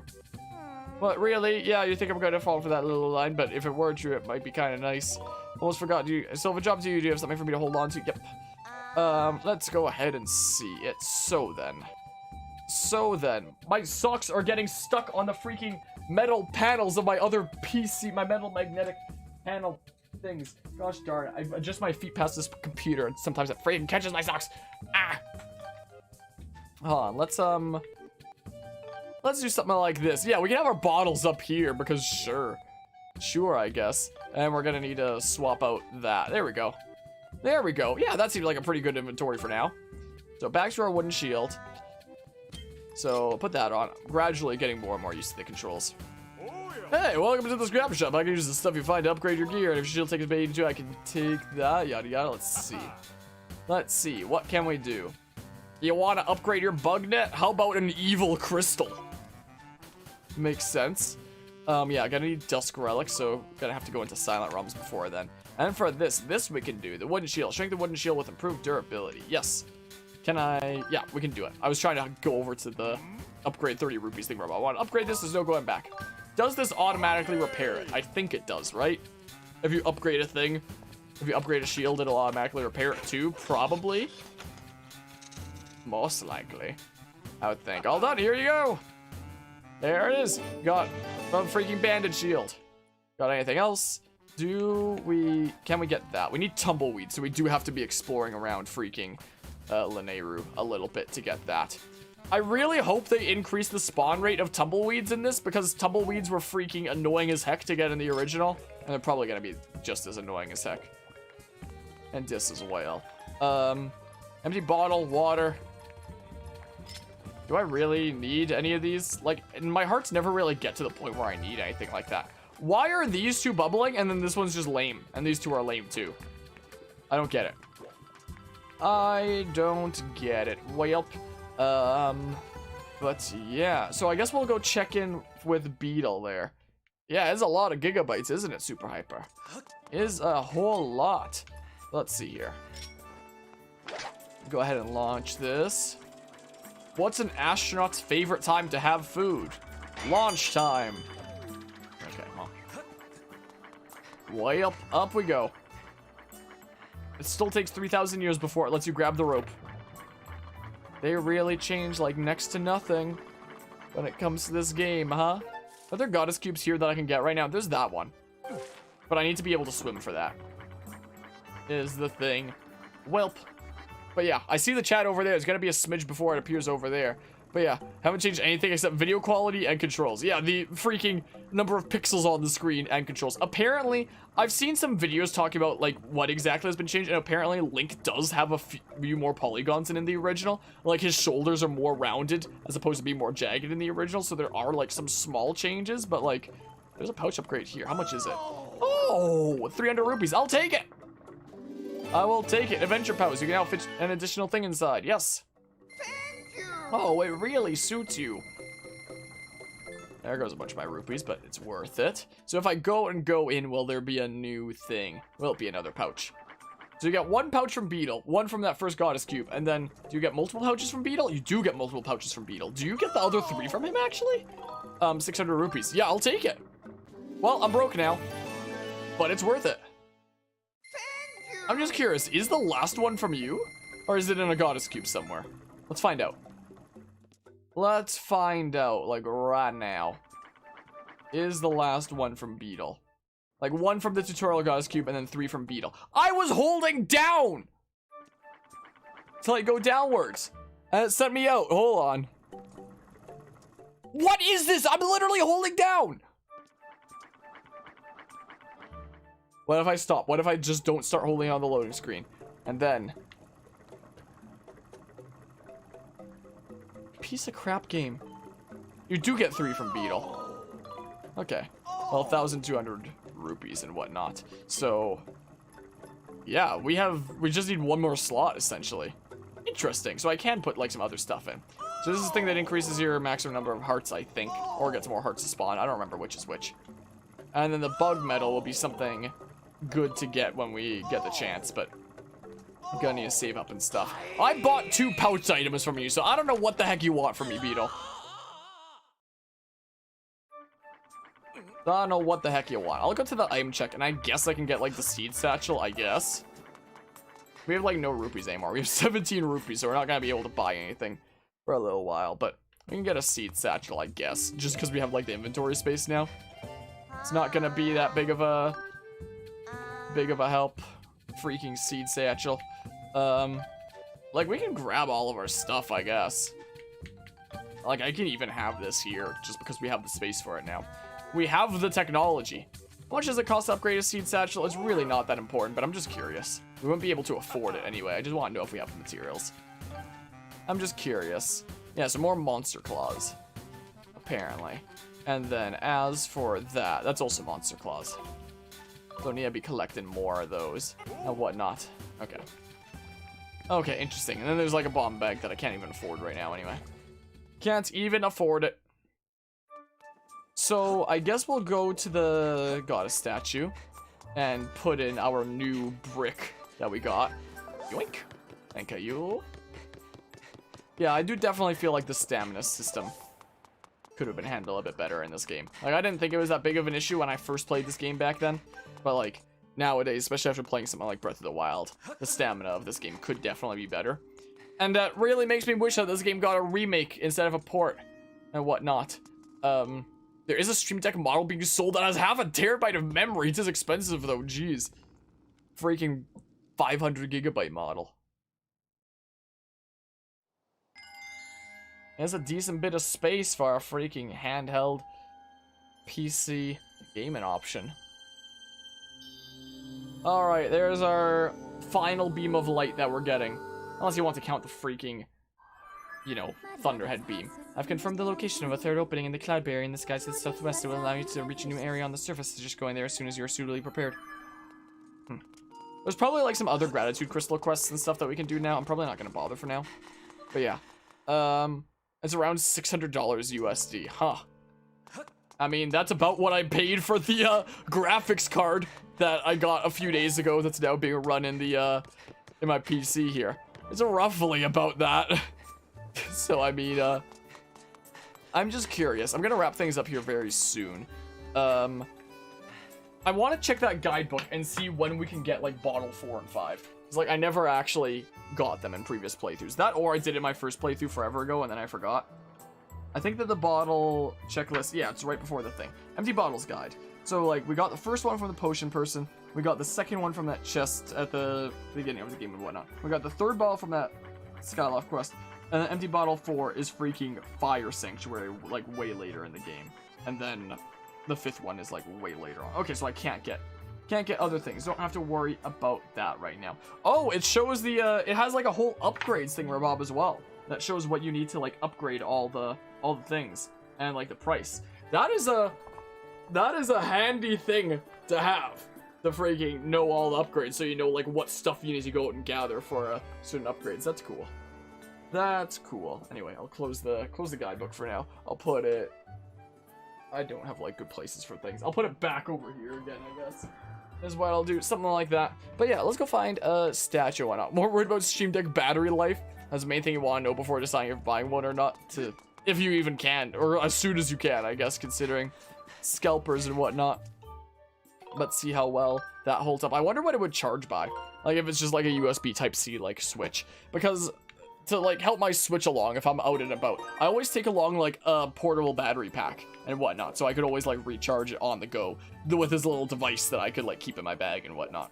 So if it charges through something like that, then you'd just be able to do that. But if it charges through, like, it has to be, like, a plug-in kind of socket thing, then it's like, oh, yeah, you're not charging that on the go. And that would like really hurt its ability to be like a good console, you know. So it's probably going to be something that's like USB Type-C or some kind of a plugin that can plug into a USB. I would imagine, so that it can do that. I'm that kind of person that's convinced I didn't save the first time and does it a second time. I'm doing it again. Here we go. Because this couple are being cracked down upon insanely fast. eBay took down tons of listings today. Jeez. Huh. Interesting. But yeah, that seems like a good place to wrap things up for today and whatnot. Oh, sorry, I missed that question of what GPU did I get. I got an RTX 3070. The exact model is on the stream specs page of my Twitch if you want the exact like model, but it's an RTX 3070 is what it is to help make this stream way better from now on, hopefully, and whatnot. So yeah, I guess so far we've done like one world per stream. We did Fair in the first stream and then Eldin the second one here. So next one, I guess it's going to be Lanayru. Nice pace here. So thanks all who stopped by and hung out for these shenanigans, and I'm gonna head out of here for now. So take care and see ya.